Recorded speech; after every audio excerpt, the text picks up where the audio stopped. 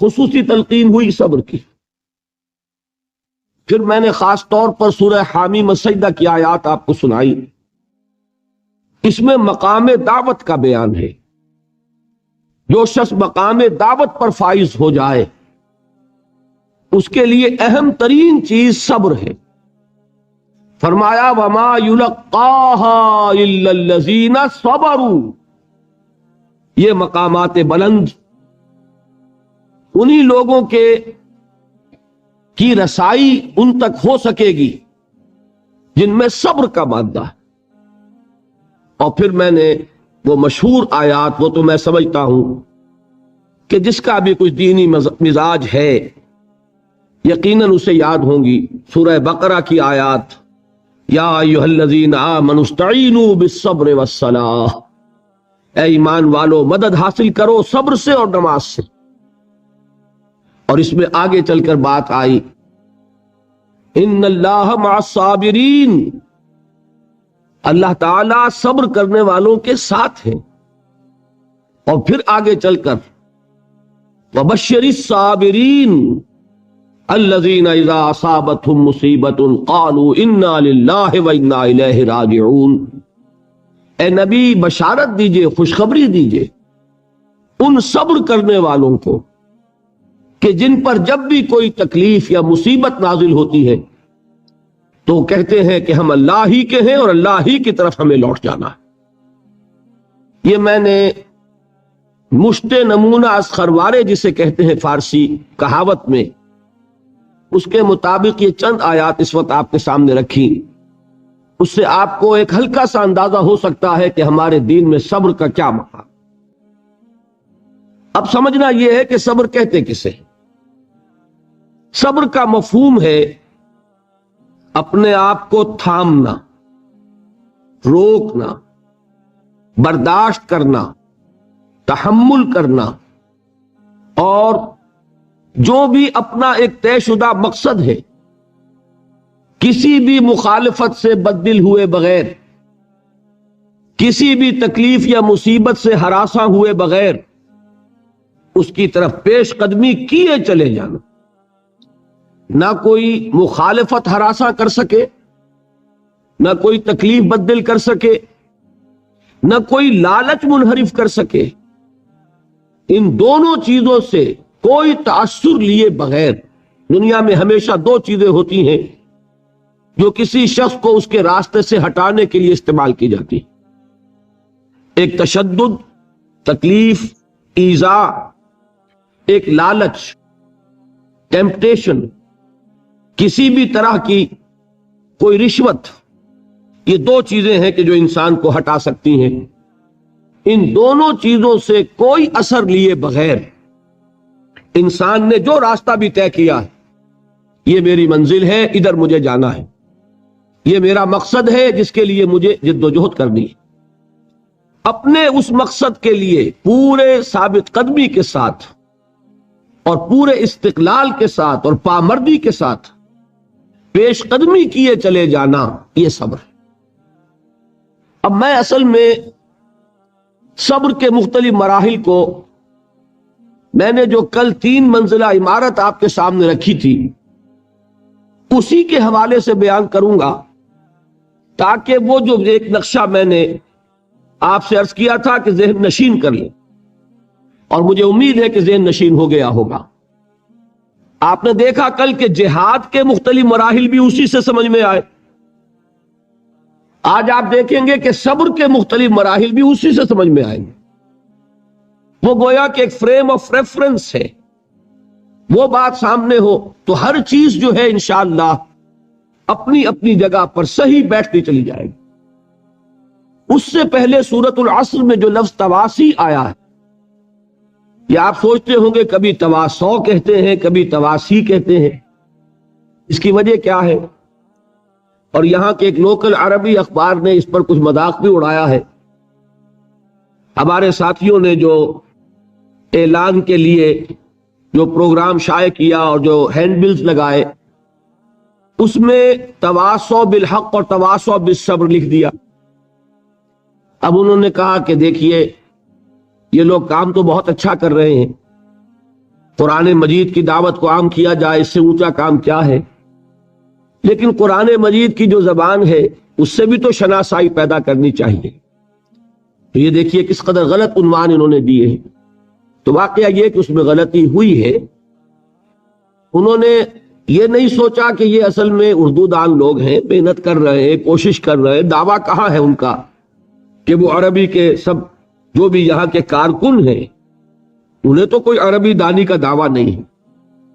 تو یہ بات جان لیجئے کہ تواسو ورب ہے، فعل ہے، فعل ماضی، تواسی مصدر ہے۔ جیسے کھانا مصدر ہے، کھایا یہ فعل ہے، تو یہ تو گویا کہ مصدر سے فعل بنتے۔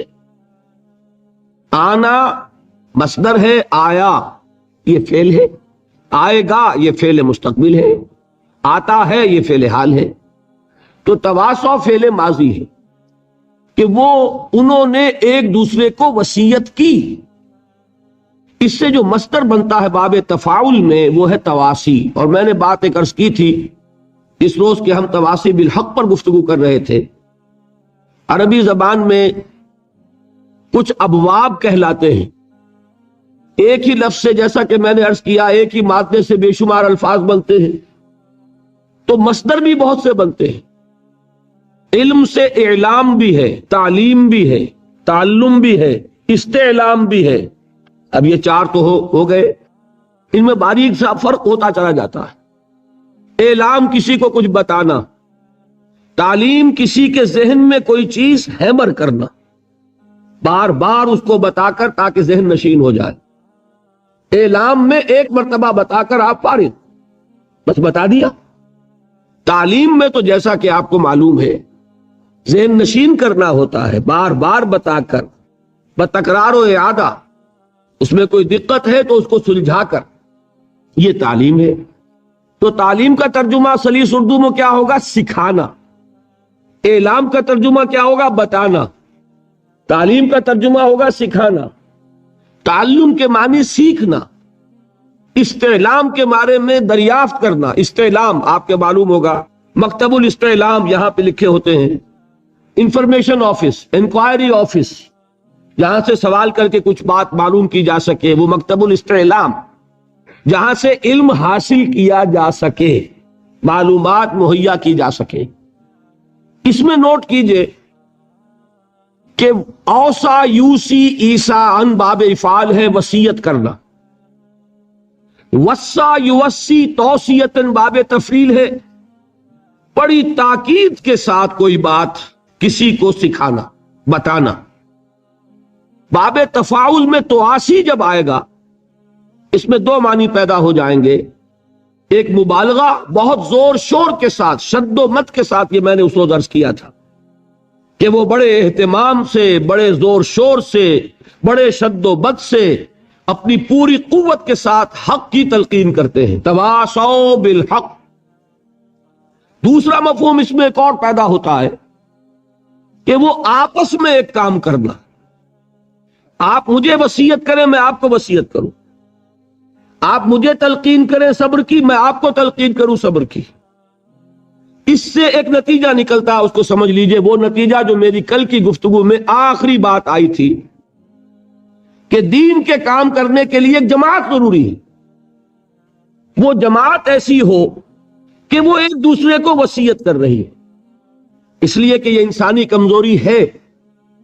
کبھی آپ کا جذبہ بہت قوی ہے، کبھی آپ پر کوئی پشمردگی طاری ہو گئی، اضمحلال آ گیا، کچھ قوت ارادی ڈھیلی پڑ گئی۔ تو اگر آپ ایک جماعت میں ہیں تو آپ کا ساتھی جو ہے اس وقت آپ کی ہمت بڑھائے گا۔ آپ کسی اور اپنے ساتھی کے طرز عمل کو دیکھ کر اس سے ہمت حاصل کر لیں گے۔ لیکن اگر ایک فرد ہے، اس وقت آپ ڈھیلے پڑ گئے تو ڈھیلے پڑتے چلے جائیں گے۔ جماعتی زندگی کی برکت یہ ہوتی ہے کہ کسی وقت آپ کا جذبہ کچھ ٹھنڈا پڑا، کسی اور نے آپ کو سہارا دیا۔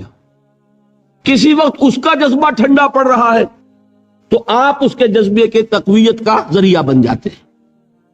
کسی وقت آپ کو کوئی مشکل درپیش ہے، وہ آپ کو سہارا دے دیتا ہے۔ کبھی اسے کوئی دقت ہے، آپ اس کی کوئی مدد کرتے ہیں۔ تو جماعتی زندگی ایسے ہے، میں اس کی ایک مثال دیا کرتا ہوں کہ اگر سیلاب کا کوئی تیز دھارا آ رہا ہو تو اکیلا آدمی نہیں کھڑا رہ سکے گا، سیلاب بہا کر لے جائے گا. لیکن اگر 15-20 آدمی ہاتھ میں ہاتھ ڈال کر وہ ایک دوسرے کے ساتھ جڑ کر کھڑے ہو جائیں تو کھڑے رہ جائیں گے. تو یہ ہے اصل میں جس کو کہ کہا گیا، حضور نے اس کو یوں سمجھایا، ید اللہ علی الجماعہ، دیکھو اللہ کا ہاتھ جماعت کے اوپر ہوتا ہے، یعنی اللہ کی مدد، اللہ کی نصرت، اللہ کی تائید جماعت کے ساتھ ہے. ایک حدیث میں آیا علیکم بالجماعہ، تم پر لازم ہے کہ جماعتی شکل اختیار کرو. بے شمار احادیث ہے، میں نے تو کل آپ کو ایک بتائی، چونکہ اس میں 5 چیزیں حضور نے جمع کی تھی کہ آمرکم بخمس، میں تمہیں 5 باتوں کا حکم دے رہا ہوں، اللہ امرنی بہن. اور یوں تو میرا جو بھی کچھ میں کہتا ہوں اپنی طرف سے نہیں کہتا، وہ اللہ ہی کی بات ہے جو پہنچاتا ہوں، لیکن یہ بات تو خاص طور پر سن لو کہ میں اپنی طرف سے نہیں کہہ رہا، بلکہ اللہ نے مجھے حکم دیا ہے کہ میں تمہیں یہ 5 باتوں کا حکم دوں، الجماعہ والسمع والطاعہ والہجرہ والجہاد فی سبیل اللہ. یہ 5 باتیں میں نے عرض کیا تھا کہ یاد کیجئے. اور وہ جو ہماری کمی رہ گئی ہے کہ ہمیں وہ 5 باتیں یاد ہے پہلی منزل والی، اللہ کا شکر ہے کہ وہ بھی یاد ہے. یہ بھی تو ہو سکتا تھا کہ وہ 5 بھی یاد نہ رہتی. ایسے بھی تو مسلمان دنیا میں ہیں جنہیں وہ بھی یاد نہیں، جنہیں وہ 5 یاد ہیں، اللہ کا شکر ادا کریں. لیکن یہ کہ جو کمی ہو گئی ہے اس کی تلافی کریں. کب تک نہیں کریں گے؟ اب تو وہ دور ختم ہو گیا، اب ہم آزاد ہیں اکثر و بیشتر. اب ہمارے ذمے ہے اللہ کے دین کو غالب کرنا. ہم یہ نہیں کہہ سکتے کہ ہم کیا کریں، ہم تو غلام ہیں انگریز کے، یا غلام ہیں فرانسیسیوں کے، یا غلام ہیں فلاں کے، ہمارا تو اختیار نہیں. اب تو ہمارا اختیار ہے، ہم اللہ کے ہاں اب بہت زیادہ رسپانسبل ہیں. اب اس کے لیے دین کے قیام کی جد و جہد کے لیے ان 5 چیزوں کا التزام ہوگا تو دین قائم ہوگا. وہ 5 چیزیں یاد کرنی چاہیے. آمرکم بخمس بالجماعت والسمع والطاعت والہجرت والجہاد فی سبیل اللہ. اب دیکھیے سورۃ العصر میں بھی یہ بات موجود ہے. اگر یہ کہتے کہ الا الذین آمنوا وعملوا الصالحات ووصوا بالحق ووصوا بالصبر، کہ وہ لوگ خسارے سے بچ جائیں گے، تباہی اور بربادی سے بچ جائیں گے جو ایمان لائے اور انہوں نے ایک عمل کیا اور انہوں نے حق کی وصیت کی اور حق کی اور صبر کی تاکید کی، تو مفہوم اور ہوتا.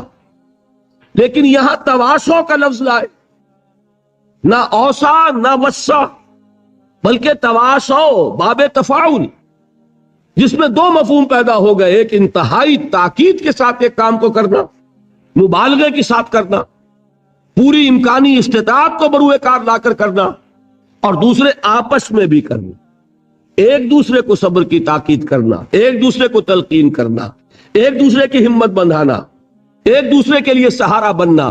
اور یہی وہ چیز ہے جو ایک جماعتی زندگی کا خاصہ ہے.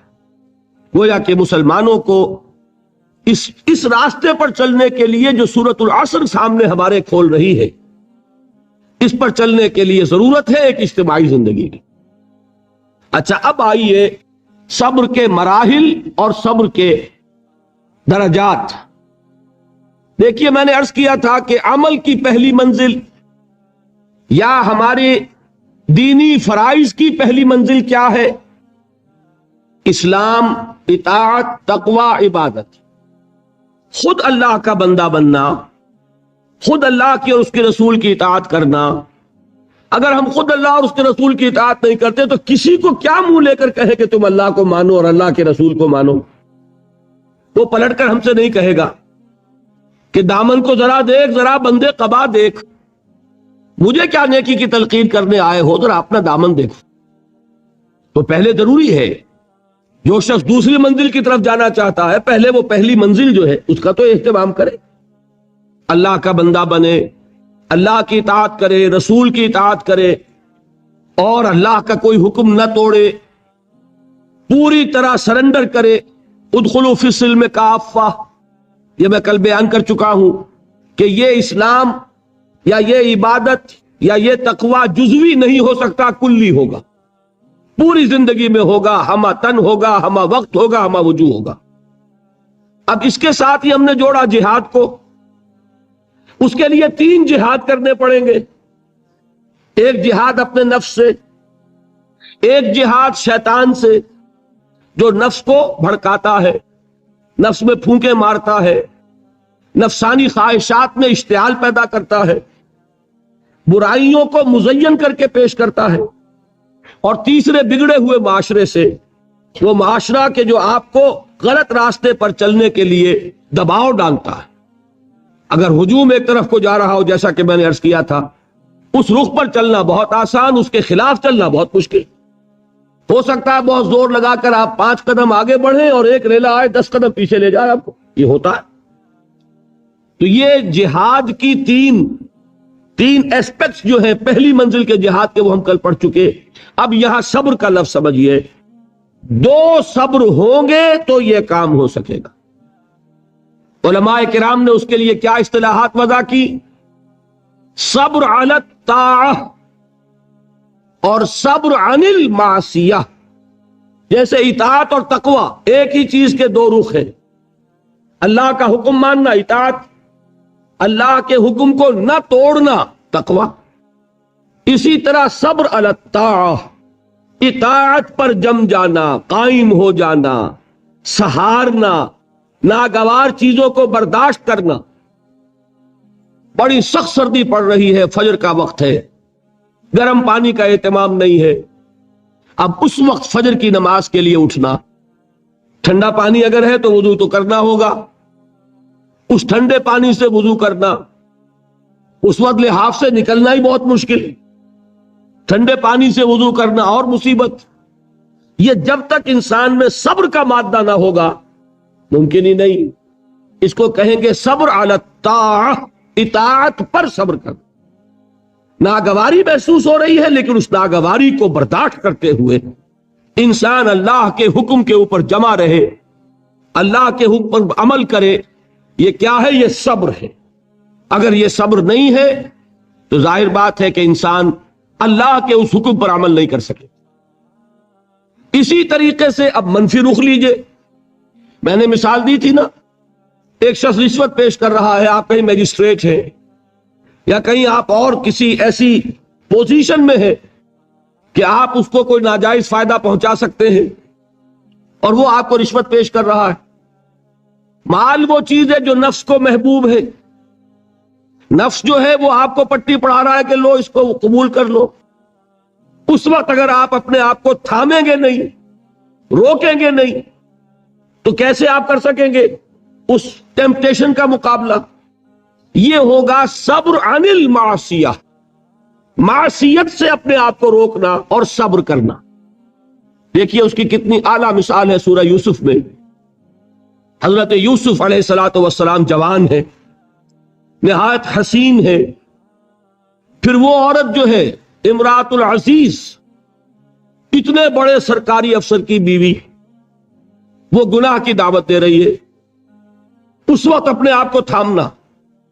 قرآن مجید نے کہا ہے نا کہ وَلَقَدْ هَمَّتْ بِهِ وَهَمَّ بِهَا لَوْلَا رَأَىٰ بُرْهَانَ رَبِّهِ. اس عورت نے تو اس برائی کا قصد کیا ہی تھا، حضرت یوسف کی طرف پیش قدمی کی ہی تھی. یوسف بھی کرتے اگر اپنے رب کی دلیل کو نہ دیکھ لیتے. اس وقت اللہ نے خصوصی دستگاری فرمائی، دستگیری، اس لیے کہ انسان کا نفس تو ظاہر بات ہے، وہ تو انسان کو خود حضور صلی اللہ علیہ وسلم کے خطبات میں آتا ہے کہ آپ جب بھی کہتے تھے کہ اے لوگو اللہ کا تقوی اختیار کرو، تو سب سے پہلے اپنے نفس کو مخاطب کرتے تھے. اوصیکم ونفسی بتقوی اللہ. لوگوں میں تمہیں بھی وصیت کر رہا ہوں. دیکھیے یہ اوصیکم وہی آ گیا، اوصا یوسی ایسان باب افعال.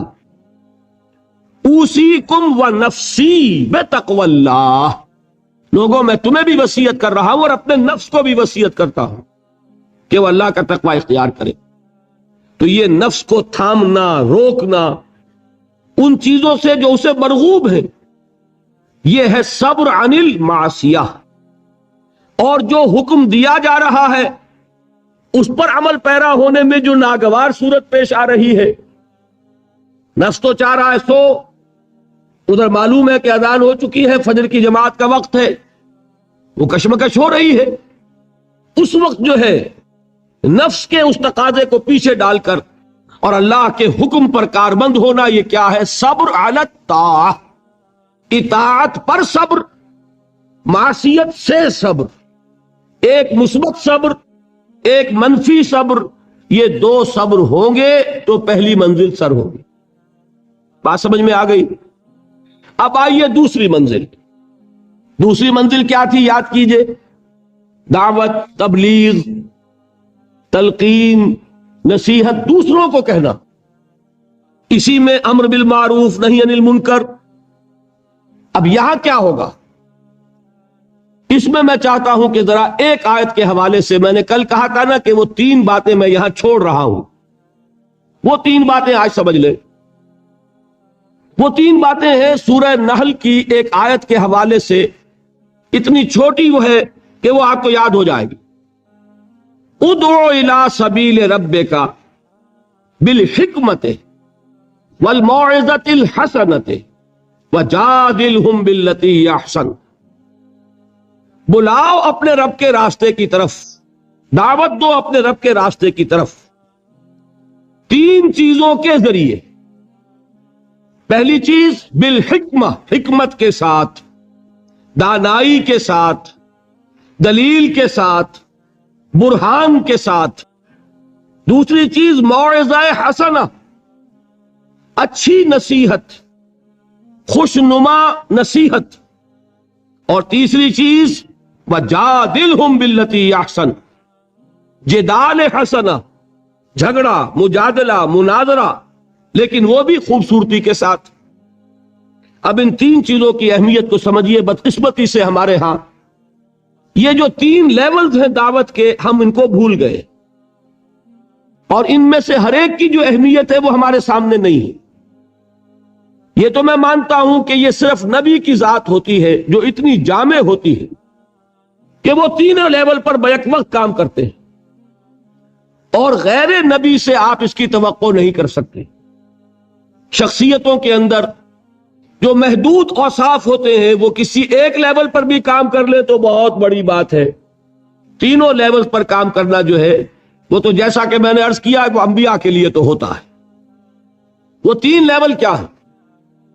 دیکھیے، ہر سوسائٹی میں، ہر معاشرے میں ایک اونچا طبقہ ہوتا ہے۔ اونچا میں دولت کے اعتبار سے نہیں کہہ رہا، اونچا سیاسی اقتدار کے اعتبار سے نہیں کہہ رہا، اونچا طبقہ ذہنی اعتبار سے، فکری اعتبار سے، عقلی اعتبار سے، جنہیں آپ کہتے ہیں انٹیلیجنسیا، جنہیں آپ کہتے ہیں انٹلیکچوئل مائنورٹی۔ ہوتا تو ہے بہت تھوڑا سا، مائنورٹی ہے، وہ اکثریت نہیں ہوتی، اکثریت عوام الناس کی ہے۔ انٹیلیجنسیا تو تھوڑا ہوگا، انٹلیکچوئل مائنورٹی اسے کہتے ہی مائنورٹی ہے کہ وہ اقلیت ہوتی ہے، ذہین اقلیت۔ اسی کے لیے ایک اور اصطلاح استعمال ہوتی ہے، دی brain trust of the society. آج کل امریکہ وغیرہ میں تھنک ٹینکس، یہ ایک خاص ان کے ادارے وجود میں آ رہے ہیں کہ مفکرین کو جمع کیا جائے اور ان کی جو فکری صلاحیتیں ہیں ان سے استفادہ کیا جائے۔ اب ایک آدمی جو ہے وہ بظاہر تو بیٹھا نظر آ رہا ہے، کوئی کام ہی نہیں کر رہا، آپ کو کیا پتا وہ فکری اور ذہنی اعتبار سے کس فضا میں ہے، کس عالم میں ہے، وہ کیا کر رہا ہے، کیا سوچ رہا ہے، آپ کو کیا پتا۔ علامہ اقبال کی بعض تفسیریں آپ تصویریں دیکھی ہوں گی، یوں بیٹھے ہیں، معلوم ہوگا بڑا نکما آدمی ہے، یہ کیا سر جھکائے بیٹھا ہوا ہے، لیکن آپ کو کیا پتا کہ وہ فلسفے کی کون سی گتھیاں سلجھا رہا ہے، کون سا مسئلہ اس کے سامنے، زمان و مکان کا کوئی مسئلہ ہے، علم کی ماہیت کا کوئی مسئلہ ہے، اور غلطاؤں پیچا انسان۔ اب میں کیا عرض کروں، مضمون ذرا ہٹ رہا ہے۔ یہی کیفیت تھی محمد الرسول اللہ صلی اللہ علیہ وسلم کی ایک خاص دور میں، وحی کے آغاز سے متصلاً قبل اور وحی کے آغاز کے کچھ دیر بعد تک یہی تفکر، غور و فکر میں ڈوبے ہونے کی کیفیت تھی، جس میں کہ خطاب ہوا ہے کمبل میں لپٹ کر لیٹنے والے اب کھڑے ہو جاؤ، اے لحاف میں لپٹ کر لیٹنے والے اب کھڑے ہو جاؤ۔ یہ مزمل اور مدثر کیوں کہا؟ کیونکہ جب کوئی شخص غور و فکر میں ڈوبا ہوتا ہے کوئی فکر ہے ذہن پر، سوچ بچار میں غرق ہے، تو وہ دوسروں سے تعلق منقطع کرتا ہے۔ اور عرب کا ایک خاص مزاج تھا، وہ اپنی چادر اپنے گرد لپیٹ کر یا لیٹ جاتے تھے یا بیٹھ جاتے تھے، اور چادر کو ایک ٹینٹ کی شکل میں اپنے گرد تان لیتے تھے۔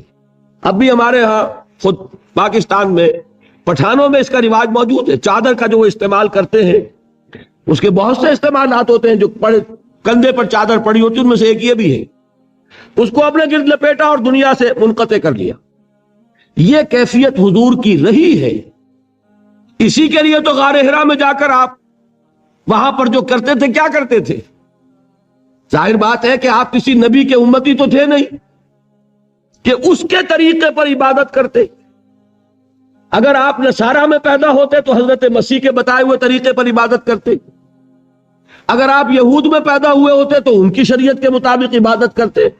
آپ کو تو ابھی کوئی عبادت سکھائی نہیں گئی، تو کیا کرتے تھے غار حرا میں؟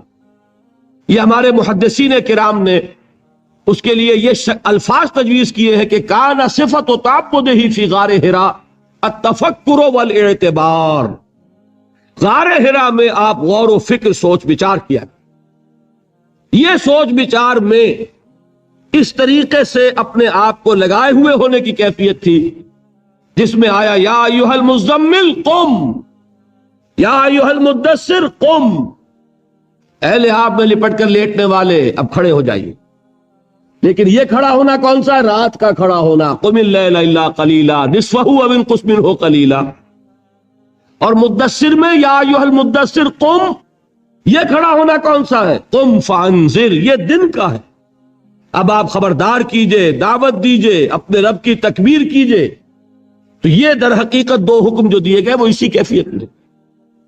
تو یہ بات جان لیجئے کہ وہ جو انٹلیکچوئل مائنورٹی ہوتی ہے، بظاہر آپ کو نظر آئے گا کہ کوئی کام نہیں کر رہے، اس لیے بڑی بڑی تنخواہیں لے رہے ہیں، تھنک ٹینکس کے اندر بیٹھے ہوئے ہیں، سوچ رہے ہیں کیا کام کر رہے ہیں یہ، وہ اصل میں وہ ہوتا ہے ان کے غور و فکر کی صلاحیت کو بروئے کار لا، ایسا سازگار ماحول پیدا کرنا کہ وہ اپنی ذہانت، فطانت، سوچ بچار کی صلاحیتوں کو بھرپور طریقے پر بروئے کار لا۔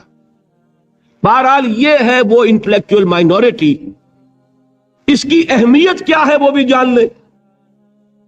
دیکھیے میں مثال سے سمجھا دوں کہ یہ میرا وجود ہے، آپ کا وجود ہے، 2 من کا 1.5 من کا وجود ہے کہ نہیں؟ ایوریج 1.5 من کا تو ہوگا، میرا تو خیر 2 من سے بھی زائد ہے۔ اب اس میں ایک دماغ ہے، اس کا وزن کتنا ہوگا؟ وہ پاؤ بھر کا، 1.5 پاؤ کا، 8 سیر کا، اتنا ہی ہوگا، لیکن سارے وجود کو کنٹرول کرتا ہے کہ نہیں؟ یہ میرا ہاتھ پکڑ سکتا ہے کسی چیز کو، لیکن کس شے کو پکڑے کس کو نہ پکڑے اس کا فیصلہ ہاتھ کر سکتا، یہ تو دماغ سے ہوگا۔ یہاں سے حکم آئے گا یہ سانپ ہے مت پکڑنا، اور یہاں سے آئے گا لکڑی ہے پکڑ لو، اٹھا لو۔ پاؤں چل سکتے ہیں، کدھر چلے کدھر نہ چلے کون فیصلہ کرے گا؟ دماغ۔ یہاں سے آرڈر آتا ہے کہ چلو، تو دماغ پاؤں چلنا شروع کر دیتے ہیں۔ زبان بولتی ہے، فیصلہ کون کرتا ہے کیا بولنا ہے؟ دماغ۔ تو میرے پورے اس وجود کو کنٹرول کیا کر رہا ہے؟ دماغ۔ اس کی ریشو پروپورشن کیا بنے گی 2 من کے مقابلے میں آج سے؟ اسی طریقے پر آپ سمجھیے کہ انسانی معاشرے میں وہ برین ٹرسٹ جو ہے، انٹلیکچوئل مائنورٹی ہوتی بہت کم ہے لیکن بڑی اہم ہوتی ہے، جدھر کا ادھر رخ ہو جائے گا، جس طرف ان کا رخ ہو جائے گا ادھر معاشرہ خود بخود چل پڑتا ہے۔ یہ جو انٹلیکچوئل مائنورٹی ہے یہ واعظ سے کسی بات کو نہیں مانتی، واعظ سننے کوئی تیار نہیں۔ اس کا تقاضا کیا ہوتا ہے؟ عقل سے بات کرو، دلیل لاؤ، دلیل سے مانو، دلیل سے منواؤ، ہے کہ نہیں؟ بلکہ میں نے آپ کو بتایا تھا کہیں واعظ ہو رہا ہو تو وہ مسکراتے رہتے ہیں، اول تو آئیں گے نہیں، کہیں پھنس گئے مجبوری کو تو زیر لب مسکراتے رہیں گے کہ یہ واعظ فرما رہے ہیں، بھائی کوئی عقل سے بات کرو، کوئی دلیل سے بات کرو۔ اب یہ کہہ دینا تو آسان ہے، فرائیڈ کا نظریہ بڑا گمراہ ہے، بہت غلط ہے، بھائی دلیل سے ثابت بھی کرو۔ یہ کہنا آسان ہے، مارکس کا نظریہ کفر ہے، لیکن کچھ ثابت تو کرو، اس میں کیا خرابی ہے؟ یہ ہے اصل میں جو سب سے ٹاپ کے لیول کی تبلیغ ہے، وہ یہ ہے، دلیل سے، برہان سے۔ غلط نظریات کا عقلی دلائل سے ابطال، یہ بات یوں غلط ہے، یہ نظریہ باطل ہے، یہ تصور صحیح نہیں ہے، دلیل سے ثابت کیا جائے۔ یہ ہے کس کے لیے؟ انٹلیکچوئل مائنورٹی کے لیے۔ اس کو کہا ادعو الی سبیل ربک بالحکمت، وزڈم کے ساتھ، دانائی کے ساتھ، عقلی دلائل کے ساتھ، براہین کے ساتھ اللہ کے راستے کی طرف بلاؤ۔ دوسرا لیول کیا ہے عوام الناس کا؟ وہ لیول ہے عام لوگ، ان کے ذہنوں میں کوئی خناس نہیں، کوئی غلط نظریہ نہیں، انہوں نے تو جیسے آپ کہتے ہیں کلین سلیٹس ہیں، اس کے اوپر آپ جو چاہیں لکھ دیں، اور اگر کسی سلیٹ پر پہلے سے لکھا ہوا ہے تو پہلے اسے صاف کرنا پڑتا ہے تب لکھیں گے۔ تو وہ جو ہوتے ہیں ذہین اقلیت، ان کے تو ذہنوں کی پہلے صفائی کرنی پڑتی ہے۔ اگر ڈارون کا نظریہ بیٹھا ہوا ہے تو وہ نکالیں گے تو قرآن مجید میں جو آیا ہے قصہ آدم و ابلیس 7 مرتبہ، وہ ڈارون کا نظریہ نکلے گا تو بیٹھے گا نا۔ وہ ڈارون کا نظریہ وہاں ہے، وہ حجاب بنا ہوا ہے، وہ قصہ آدم و ابلیس کو پڑھتا ہوا مسکراتا ہوا گزر جاتا ہے۔ کیا بچگانا باتیں ہو رہی، معاذ اللہ ثم معاذ اللہ ثم معاذ اللہ، اس کے ذہن میں بیٹھا ہوا ہے ڈارون کا فلسفہ۔ اب پہلے وہ ڈارون کا فلسفہ، اسی کو کہا ہے نا کسی نے کہ گلا تو گھونٹ دیا اہل مدرسہ نے تیرا، کہاں سے آئے صدا لا الہ الا اللہ۔ ذہن بدلا گیا، فکر بدلی گئی، سوچ بدلی گئی، کہیں ڈارون ہے، کہیں فرائیڈ ہے، کہیں مارکس ہے، کہیں ایڈلر ہے، کہیں برٹرینڈ رسل ہے، کہیں سارترے ہے، یہ ذہنوں کے اندر تو یہ بیٹھے ہوئے ہیں۔ تو اب کہاں سے بات آئے؟ اسی کو کہا تھا اکبر الہ آبادی نے کہ غزالی اور رومی کی بھلا کون سنے گا، محفل میں چھڑا نغمہ اسپینسر و مل ہے۔ جان سٹورٹ مل، اس کا فلسفہ یہ ہے، اس نے یہ فرمایا ہے۔ جس کے دماغ میں یہ بیٹھا ہوا ہے وہ غزالی کی بات کہاں سنے گا، رومی کی بات اس کے پلے کہاں پڑے گی؟ تو اس کے لیے تو ہے وہ بڑا کٹھن کام، اور کٹھن کام ہونے ہی کی وجہ سے ہم کرتے نہیں۔ عوام الناس میں واعظ سے نصیحت کرنا، تبلیغ کرنا یہ آسان ہے، لہذا ہمارے ہاں اس وقت جو کام ہوتا ہے وہ اسی بنیاد پر ہوتا ہے، اسی لیول پر ہوتا ہے۔ واعظ ہے، نصیحت ہے، میں اس کی نفی نہیں کر رہا، عوام کے لیے وہی مفید ہے۔ عوام کو آپ خامخواہ فلسفے پہ پڑھانے بیٹھ جائے تو یہ بھی در حقیقت ان کے ساتھ ظلم ہوگا۔ کلم الناس علی قدر عقولہم، وہ کیا ہے؟ واعظ۔ اور واعظ جو ہے وہ کوئی گالی نہیں ہے، واعظ بہت ہی مفید ہے، بشرطے کے دماغ میں کوئی خناس نہ ہو، فطور نہ ہو، کوئی غلط نظریے بیٹھے ہوئے نہ ہو۔ تو از دل خیزت بر دل ریزت، دل سے بات نکلے گی اور دل میں جا لگے گی۔ صرف یہ ہے کہ عوام الناس ایک بات کے بارے میں جان لیجئے، بڑے حساس ہوتے ہیں۔ یہ تو چونکہ در حقیقت کوئی عقلی علمی بات نہیں ہوتی، یہ احساس ہوتا ہے۔ اگر آدمی یہ محسوس کرے کہ یہ شخص اپنی دھوس جمانا چاہ رہا ہے، یہ میرے اوپر اپنے علم کا روب جھاڑنا چاہتا ہے، تو آپ کی بات کا اثر نہیں ہوگا۔ اور اگر محسوس کرے کہ یہ میرا مخلص ہے، میرا خیر خواہ ہے، میری بھلائی کے لیے بات کہہ رہا ہے، اس نے کوئی دھندا نہیں بنایا ہوا، اس نے یہ پروفیشن نہیں اختیار کیا ہوا، بلکہ یہ خالصتاً لوجہ اللہ بات کہہ رہا ہے، تو وہ بات واقعتاً دل سے نکلی ہوئی بات دل میں جا کے اثر رکھے۔ یہ ہے عوام الناس کے لیے۔ اب تیسرا لیول ہے وہ جو آپ کا معاشرہ ہے، قادیانی مبلغین بھی موجود ہے کہ نہیں، عیسائی بھی موجود ہے کہ نہیں۔ پاکستان میں تبلیغ ہو رہی ہے عیسائیت کی، اور ان کے اعداد و شمار پڑھیے، کتنے لوگ ہیں کہ جو عیسائی ہو گئے ہیں پاکستان بننے کے بعد۔ پاکستان میں کتنے نئے چرچ ہیں کہ جو تعمیر ہوئے پاکستان میں پاکستان بننے کے بعد۔ ان کے مشنز کی رپورٹ پڑھیے، رونا آتا۔ وہ کیوں ہے کہ ان کے پروفیشنز ہیں، پروفیشنل پادری ہیں، بڑی ٹریننگز لے کر آتے ہیں، کروڑوں روپے کے بجٹ ہیں ان کے مشنز کے، پوری حکومتیں ان کی پشت پر ہیں، وہ اندر ہی اندر دیمک کی طرح چک کر رہے ہیں۔ اب ان کا مقابلہ کرنا ضروری ہے۔ اگر مقابلہ نہیں کریں گے تو نتیجہ کیا نکلے گا کہ ان کا ایک اثر قائم ہو جائے، جس چیز کا نام آپ مناظرہ کہتے ہیں۔ اور آج ہمارے بعض تعلیم یافتہ لوگ مناظرے کو گھٹیا چیز سمجھتے ہیں، بری چیز سمجھتے ہیں. لیکن یہ جان لیجئے کہ مناظرہ بھی ضروری ہے، اس لیے کہ اگر یہ نہیں کریں گے تو آپ کے اپنے عوام جو ہے ان کے زیر اثر آ جائیں گے.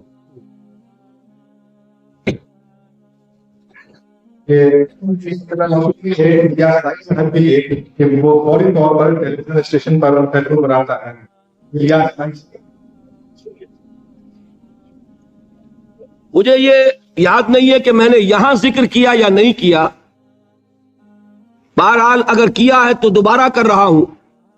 جب انگریز ہندوستان میں آیا تو ایک طرف تو انگریز کی حکومت قائم ہو رہی، ہم جو ہے مرعوب ہو گئے، محکوم بھی ہوئے، محکوم مرعوب بھی ہو جاتا ہے. دوسری طرف ان کے پادریوں کی فوج آ گئی عیسائیت کی تبلیغ کے لیے، اور یہ لوگ بڑے ٹرینڈ تھے، عربی پڑھ کر آتے تھے، فارسی سیکھ کر آتے تھے، قرآن پڑھ کر آتے تھے، تاکہ وہ ٹاک ٹاک کر حملے کر سکیں اسلام پر.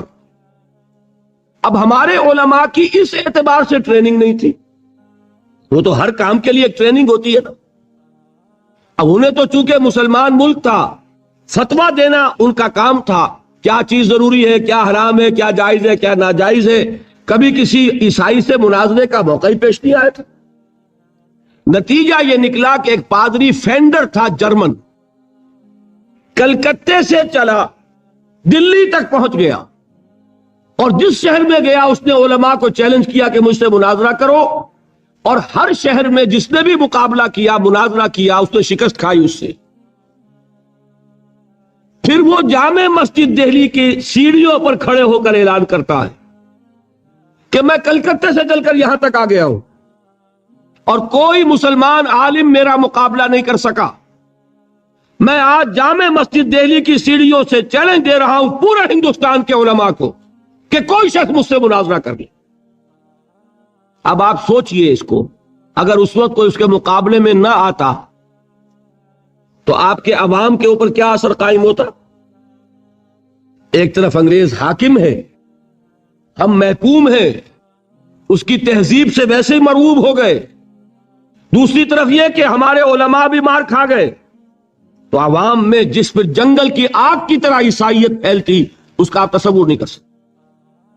اس وقت اللہ کا ایک بندہ، یہ اللہ کی سنت ہے، اقبال کا بڑا پیارا شعر ہے، خون اسرائیل آ جاتا ہے آخر جوش میں، توڑ دیتا ہے کوئی موسیٰ طلسم سامری. اللہ تعالیٰ نے بر وقت اٹھا دیا. وہ اقبال نے یہ مصرع استعمال کیا ہے حضرت مجدد الفسانی رحمت اللہ علیہ کے لیے کہ اللہ نے بر وقت کیا جس کو خبردار، وہ ہند میں سرمایہ ملت کا نگہباں، اللہ نے بر وقت کیا جس کو خبردار. اسی طرح کی ایک شخصیت مولانا رحمت اللہ کیرانوی رحمت اللہ علیہ، وہ آئے میدان میں خم ٹھوک کر، انہوں نے مناظرہ کیا، پادری فینڈر کو ایسی شکست فاش ہوئی کہ پھر وہ ہندوستان چھوڑ کر بھاگ گئے. اس نے جا کر پھر ترکی میں ڈیرا لگایا، اس وقت تک ابھی خلافت تھی ترکی کی، خلافت عثمانی، وہاں جا کر ڈیرا لگایا، وہاں کا کوئی عالم مقابلہ نہیں کر سکا. یہ مولانا رحمت اللہ کیرانوی گئے تھے حج کے لیے، جب دارالخلافہ میں خبر پہنچی کہ یہ ہے وہ شخص جس نے شکست دی تھی فینڈر کو، تو وہاں سے ایک ریکویسٹ آئی کہ حضرت یہاں تشریف لائیے، اس پادری نے ہمارا ناطقہ بند کیا ہوا ہے. تو وہ وہاں سے دعوت پر اب جا رہے ہیں ترکی. اسے فینڈر کو جب خبر ملی کہ مولانا رحمت اللہ آ رہا ہے، مولوی رحمت اللہ، وہ وہاں سے بھی ایسا بھاگا، مقابلہ نہیں کر سکا. یہ ہے، دیکھیے اس کی ضرورت ہے، اس کی بھی ضرورت ہے. اب یہ میں بتا دوں آپ کو، ایک شخص یہ تینوں کام نہیں کر سکتا. ایک شخص انٹلیکچوئل لیول پر بھی کام کرے، ایک شخص سرمن اور واعظ کی سطح پر بھی کام کرے، اور وہ شخص مناظرے بھی کرے. مناظرہ عیسائیوں سے کرنے کے لیے کچھ اور معلومات درکار، بائبل کو پڑھاؤ جیسے آئے تھے دیدات صاحب، یہاں آئے کہ نہیں آئے؟ اب وہ اس وقت اللہ نے ان کو اٹھا دیا. ایک شخص ہے جو بائبل کے حوالوں سے پادریوں کا ناطقہ بند کیے ہوئے. غالباً آج یا کل ان کا جو مناظرہ ہوا ہے لندن میں، اس کے کیسٹس آپ کو مل جائیں گے. یہ اللہ کا بڑا فضل ہے کہ اس وقت ایک شخص عالم اسلام میں ایسا اٹھ کھڑا ہوا کہ کئی جگہ پر وہ پادری لوگ جو شکست کھا چکے. تو یہ اللہ کی طرف سے. اب یہ صلاحیت آپ اگر کہیں احمد دیدار صاحب سے کہ ایک قادیانی سے بھی مناظرہ کرو تو نہیں کر سکیں گے. اس کی وجہ یہ کہ اسپیشلائزیشن کا معاملہ ہے. قادیانی سے مناظرہ کرنے کے لیے وہ قادیانی کی ساری کتابیں پڑھی جائیں, اس کا سارا لٹریچر کھنگالا جائے اپنے دل پر جبر کر کے, تبھی تو کر سکے گا نا. تو ایک شخص سارے کام نہیں کر سکتا. اس کے لیے ضرورت کیا ہے؟ اداروں کی ضرورت ہے جہاں پول اپ کیے جائیں صلاحیتیں, کہ جو لوگ انٹلیکچوئل لیول پر کام کر سکتے ہیں وہ اس لیول پر تیاری کریں. جو لوگ عوامی سطح پر واعظ اور نصیحت کے ذریعے سے عوام الناس کو اللہ کی طرف بلا سکتے ہیں وہ اس کا کام کریں. پھر جو جدال کرنے والے ہیں, مناظرہ اور مجادلہ, وہ آئیں اور وہ اپنی اپنی مختلف جو ہیں جتنے بھی ان کے اندر وہ اسپیشلائز کریں اور ان کا مقابلہ کریں. ہندوستان میں عیسائیوں کی طرف سے حملہ ہوا اسلام پر, اور اسی وقت ہوا تھا آریہ سماجیوں کی طرف سے. آریہ سماجیوں سے مناظرے کرنے میں مولانا ثناء اللہ امرتسری, ان کو اللہ نے ایک صلاحیت دی. اور یہ غلام احمد قادیانی بھی جو پہلے مشہور ہوا ہے وہ در حقیقت انہی مناظروں کی وجہ سے. آریوں کے مقابلوں میں کچھ نے فتح حاصل ہوئی, کچھ عیسائیوں کے مقابلے میں فتح حاصل کی تو مسلمانوں میں پاپولر ہو گیا. اور اب جو دماغ میں خناس پیدا ہوا, ظرف کم ہو تو زیادہ پڑ جائے تو چھلک جاتا, لہذا میں یہ ہوں اور میں وہ ہوں اور میں نبی ہوں اور میں فلاں ہوں. پھر یہ دعوے اس نے کیے, فضل و اضل, گمراہ ہوا اور نہ معلوم کتنوں کو گمراہ کر گیا.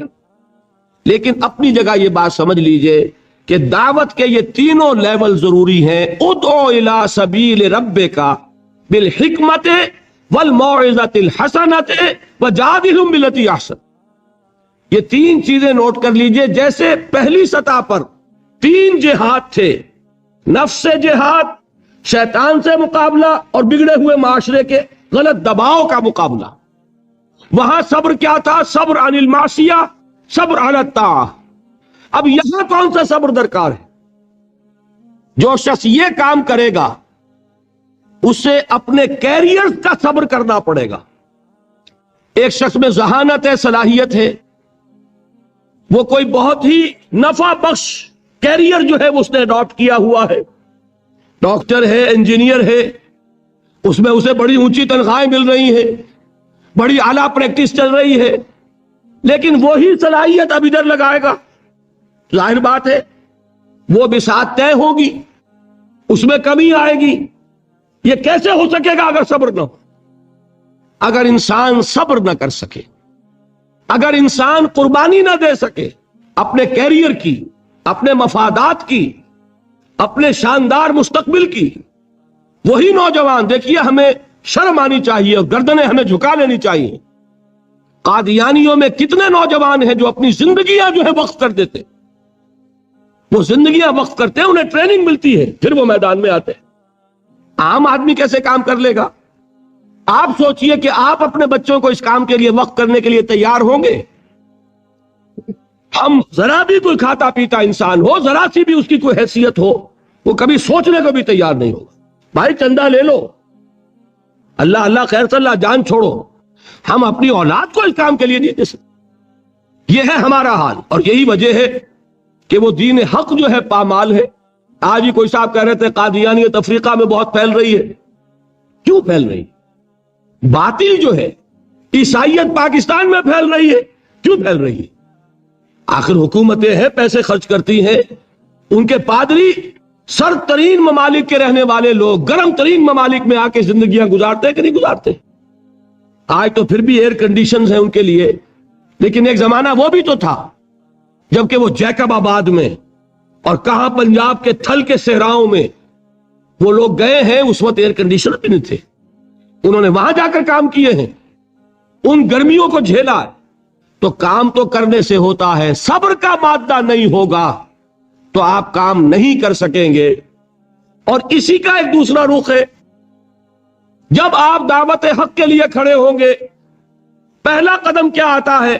استہزاء, تمسخر, مذاق اڑانا, جس کی میں مثال اب دینا چاہتا ہوں. محمد الرسول اللہ صلی اللہ علیہ وسلم کی شخصیت.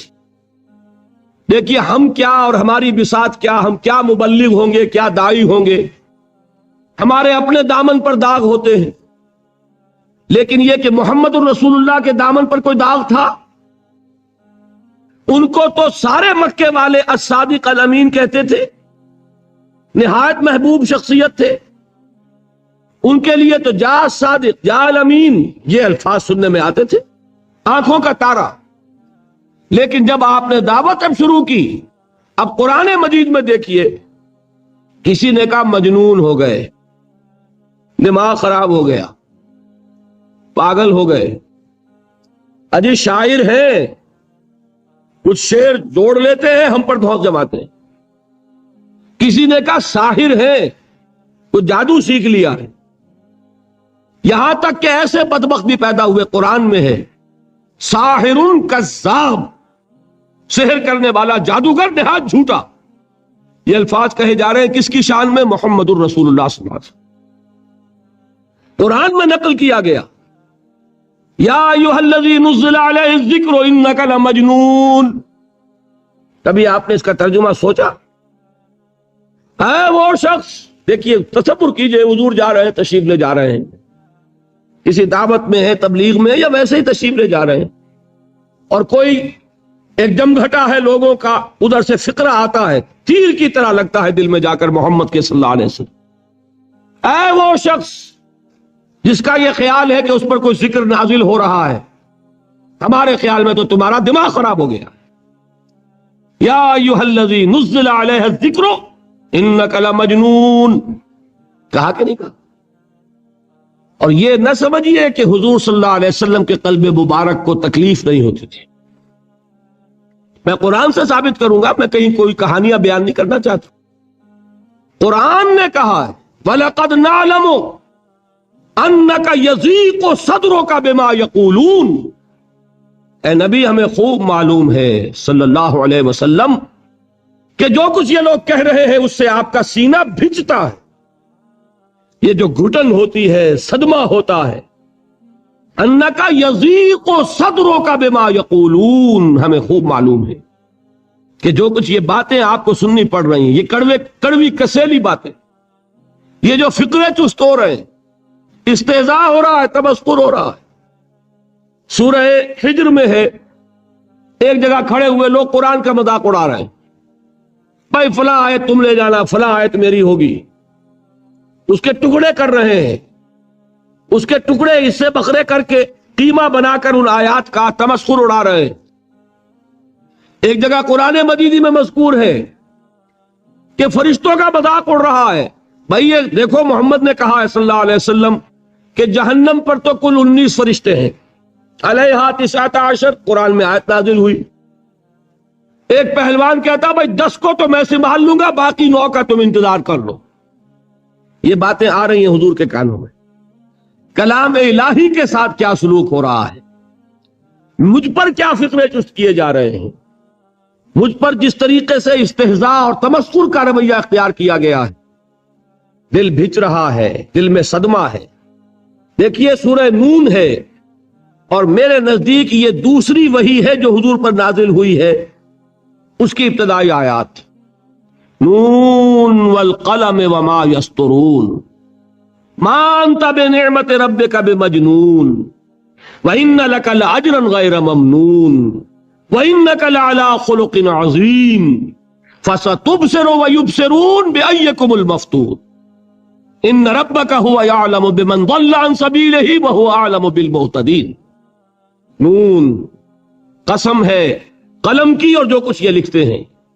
اے نبی آپ اپنے رب کی نعمت سے مجنون نہیں ہیں۔ یہ کیوں کہا جا رہا ہے؟ حضور کو جو صدمہ پہنچا ہے وہی نازل ہوئی ہے دل جوئی کے لیے، تسلی کے لیے۔ آپ کیوں برا منا رہے ہیں؟ اے نبی آپ کیوں صدمہ اور رنج اور اندوہ محسوس کر رہے ہیں؟ ان بدبختوں کے کہنے سے کوئی آپ مجنون ہو جائیں گے؟ مانتا بے نعمت رب کا بھی مجنون وَإِنَّ لَكَ لَأَجْرًا غَيْرَ مَمْنُونَ، آپ کو جو یہ صبر کرنا پڑ رہا ہے، آپ کو جو یہ جھیلنا پڑ رہا ہے، اس کی وجہ سے آپ کو وہ اجر ملے گا جس کا سلسلہ کبھی منقطع نہیں ہوگا۔ وَإِنَّكَ لَعَلَىٰ خُلُقٍ عَظِيمٍ، اور اے نبی آپ تو خلق عظیم کے حامل ہیں، آپ کا اخلاق، آپ کا کردار، آپ کی سیرت، آپ کی شخصیت میں طہارت، نفاست، پاکیزگی، آج تک دنیا نے کوئی پاگل، کوئی مجنون ایسا بھی دیکھا؟ یہ ساری باتیں اللہ تعالیٰ حضور کی دلجوئی کے لیے فرما رہے ہیں۔ اس سے آپ اندازہ کیجئے کہ کتنا صدمہ ہوتا ہوگا۔ یہی ہے، اس ساری چیز کو جمع کیجئے تو یہ چیز کیا ہے؟ وَاصْبِرْ عَلَى مَا يَقُولُونَ وَاهْجُرْهُمْ هَجْرًا جَمِيلًا۔ صبر کرو اے نبی، صبر کرو اے محمد صلی اللہ علیہ وسلم، جھیلو اور برداشت کرو اس پر جو یہ کہہ رہے ہیں۔ اچھی طرح نوٹ کیجئے یہ بات، ذرا سیرت ہی کا سمجھ لیجئے، آج ایک بیان ہو جائے گا۔ یوں سمجھیے جب حضور نے یہ کہا کہ مجھ پر وحی نازل ہوئی، فرشتے سے ملاقات ہوئی، تو اب وہ چہمے گوئیاں شروع ہو گئیں، معلوم ہوتا دماغ خراب ہو گیا۔ دیکھیے ہم نہیں کہتے تھے یہ جا کے غار حرا میں بیٹھتے ہیں، کئی کے دن رہتے ہیں، بھوکے رہتے ہیں، وہ خشکی چڑھ گئی نا آگے۔ یہ جس طرح کی باتیں دنیا میں آج ہوتی ہیں اسی طریقہ کی باتیں ہوتی تھی۔ عتبہ ابن ربیعہ ایک مرتبہ آتا ہے، کیونکہ قریش کے بڑے لوگوں میں سے تھا، تو قریب آ کر بڑی اپنائیت کے ساتھ، بڑی شفقت کے ساتھ، بڑے بزرگانہ انداز میں کہتا ہے، بھتیجے، حضور سے، بھتیجے اگر واقعی کسی بد روح کا سایہ ہو گیا ہے تم پر، وہ آسیب آ گیا ہے تو مجھے بتا دو، میرے بہت سے عاملوں سے تعلقات ہیں، میں کسی کو بلا کر یہ تمہاری بدروح دور کر دوں گا۔ اب آپ سوچئے کیا بیتی ہوگی حضور کے دل پر۔ یہ وہ کیفیات ہیں، اور یہ نوٹ کر لیجئے 4 برس تک یہی شکل رہی ہے۔ مخالفت اسی نوع سے ہوئی ہے جس کو کہتے ہیں فزیکل پرسیکیوشن، جسمانی تشدد، وہ پہلے 4 سال نہیں ہوا۔ اس کی وجہ کیا ہے کہ در حقیقت جب بھی کبھی کوئی ایسی دعوت اٹھتی ہے، اب مجھے اجازت دیجئے میں ایک لفظ انقلاب یہاں استعمال کر لوں، انقلابی دعوت۔ کل میں نے کہا تھا نا، ایک ہوتی ہے خالص مذہبی تبلیغ، ایک ہوتی ہے انقلابی تبلیغ۔ مذہبی تبلیغ کی سب سے بڑی مثال عیسائیت کی تبلیغ، اور انقلابی تبلیغ کی سب سے بڑی مثال اشتراکی تبلیغ۔ میں باہر سے مثالیں دے رہا ہوں، اندر سے نہیں دینا چاہتا۔ آگے یہ کہ ہی قدر گفتیں، باقی فکر کن۔ آگے انسان اپنی عقل سے کام لے، سوچے، غور و فکر کرے۔ تو یہ انقلابی تبلیغ تھی محمد الرسول اللہ صلی اللہ علیہ وسلم۔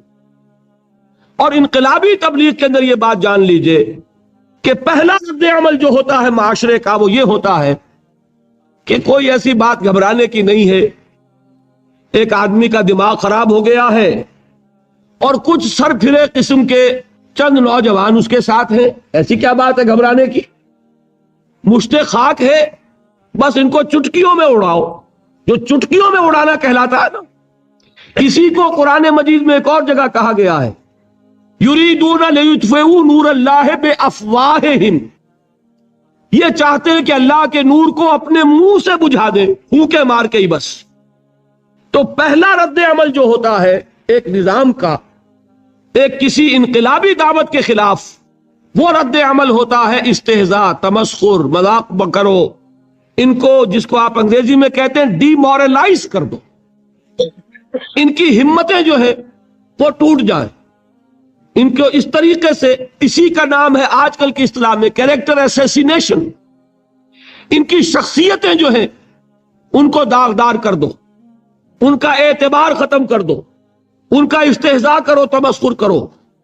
اور یہ میں آپ سے عرض کر رہا ہوں اس وقت ایک گونا فخر کے ساتھ اور اللہ تعالیٰ کا شکر ادا کرتے ہوں کہ میں نے جو کام بھی کیا ہے اس وقت پاکستان میں، آپ نے اخبارات میں دیکھا ہوگا، بڑا دقیانوسی مولوی ہے، بیگمات کا رد عمل جو ہوا وہ آپ کے علم میں ہوگا، بڑے جو یہ جدید ہمارے روشن خیال قسم کے جو صحافی ہیں، اگر کہیں آپ نے پڑھا ہو جس طرح استہزاء ہوا ہے، جس طرح مذاق اڑایا گیا ہے، جو الفاظ استعمال کیے گئے ہیں، وہ میرے نزدیک بہت بڑی سند ہے جو اللہ کے ہاں جا کر پیش کروں گا کہ اللہ تیرے دین کے لیے۔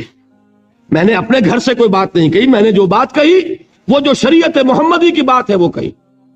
اگر اپنی طرف سے کہیں ہو، کوئی اضافہ کیا ہو، تو اللہ تعالیٰ کی پھٹکار ہو مجھ پر اور لعنت ہو مجھ پر۔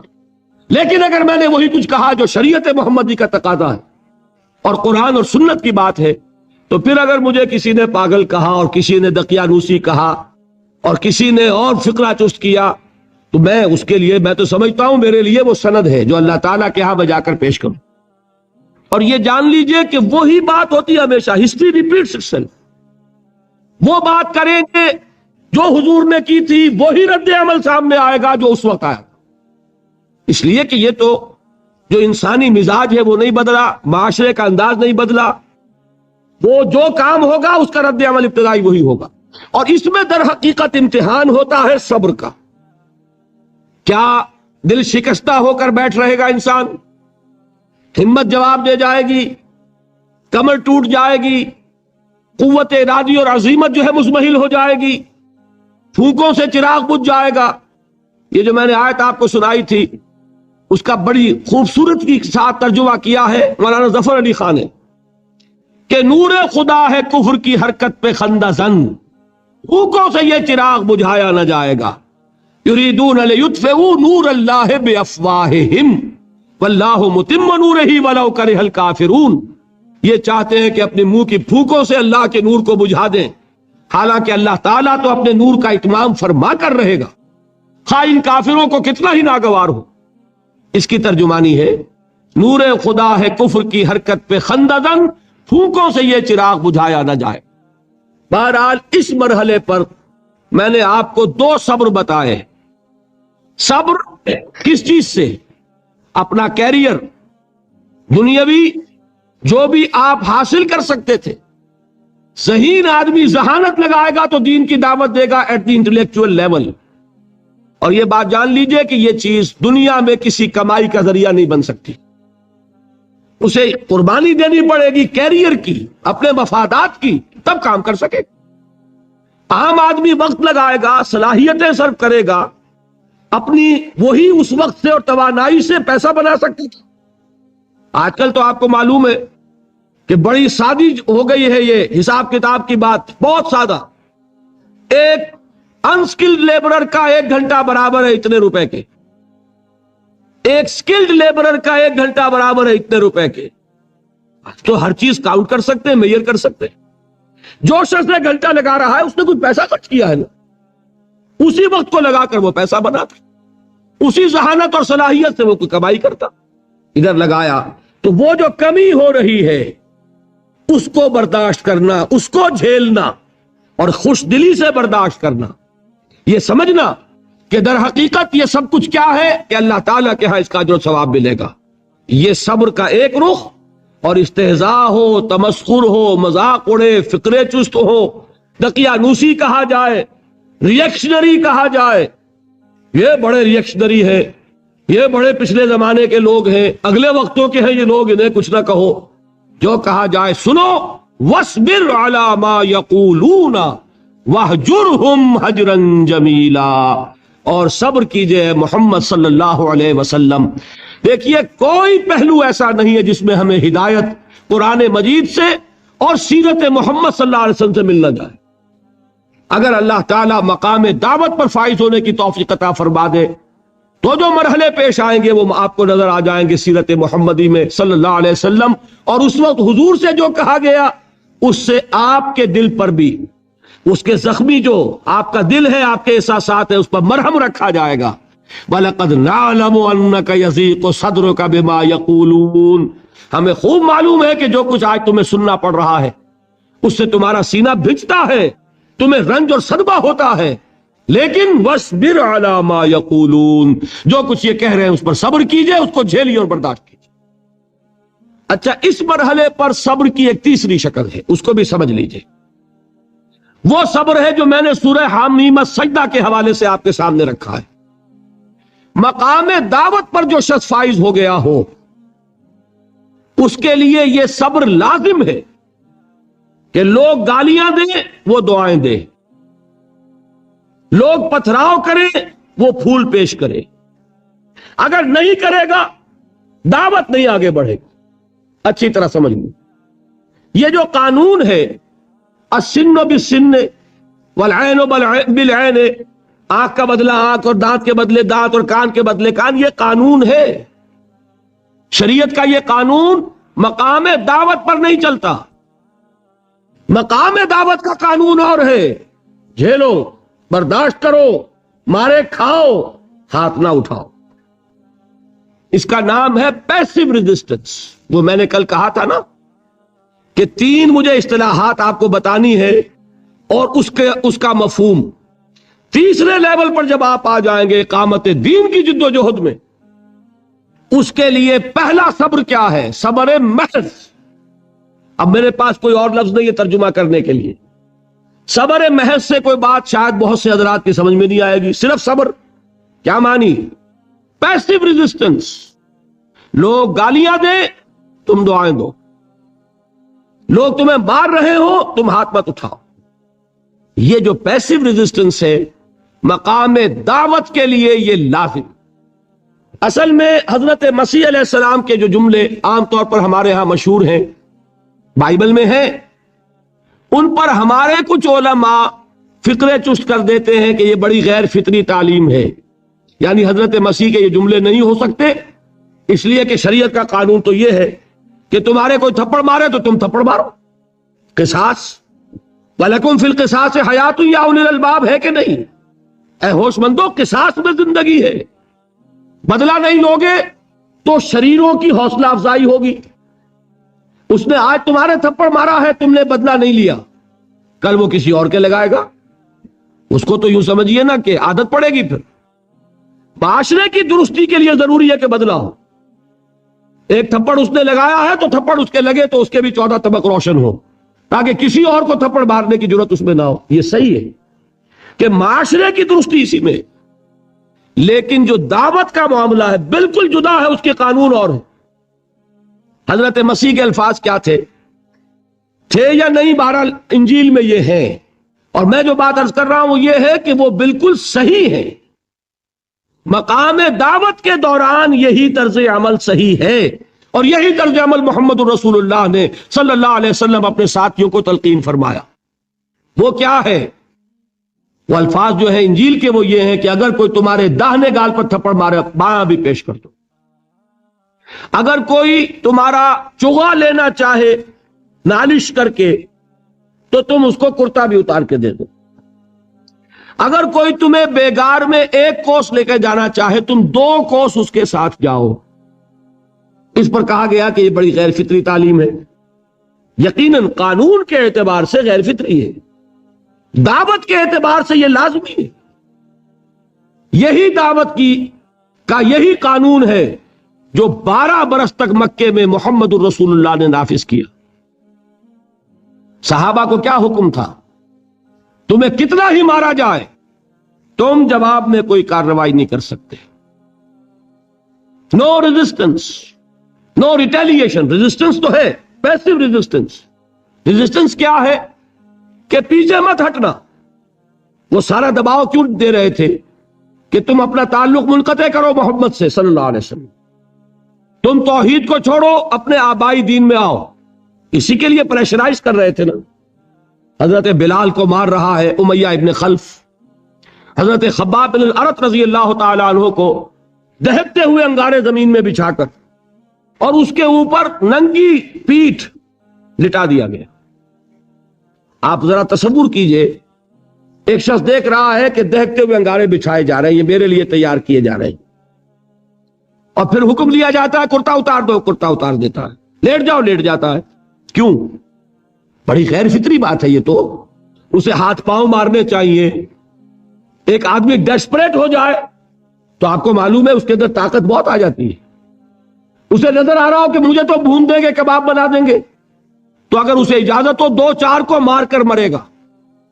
इजाजत नहीं। मोहम्मद ने हाथ बांध दिए सल्लल्लाहु अलैहि वसल्लम, तुम्हें इजाजत नहीं हाथ उठाने की। ये बाद में सूरह निसा में ये अल्फाज नाजिल हुए कि मुसलमानों, एक जमाना यह था कि तुम्हें हुक्म था कुफ्फू ऐदियकुम, अपने हाथ बंधे रखो। You are not allowed to retaliate. डटे रहो, जमे रहो, खड़े रहो, सब्र करो, झेलो, बर्दाश्त करो, पीछे ना हटना। ना मोहम्मद के दामन को छोड़ना सल्लल्लाहु अलैहि वसल्लम, ना तौहीद का दामन छोड़ना, लेकिन हाथ उठाने की इजाजत नहीं। बताइए कहां गया कानून? कानून तो यह है कि बदला लो। لیکن وہ قانون تو اس وقت نافذ ہوگا جب انقلاب آ جائے گا، اسلامی حکومت قائم ہو جائے گی، تب آئے گا نا قانون۔ ابھی مرحلہ ہے انقلابی عمل کا، ابھی تو انقلاب لانا ہے، اسلامی حکومت قائم کرنی ہے۔ اس پروسیس کے تقاضے کچھ اور ہیں۔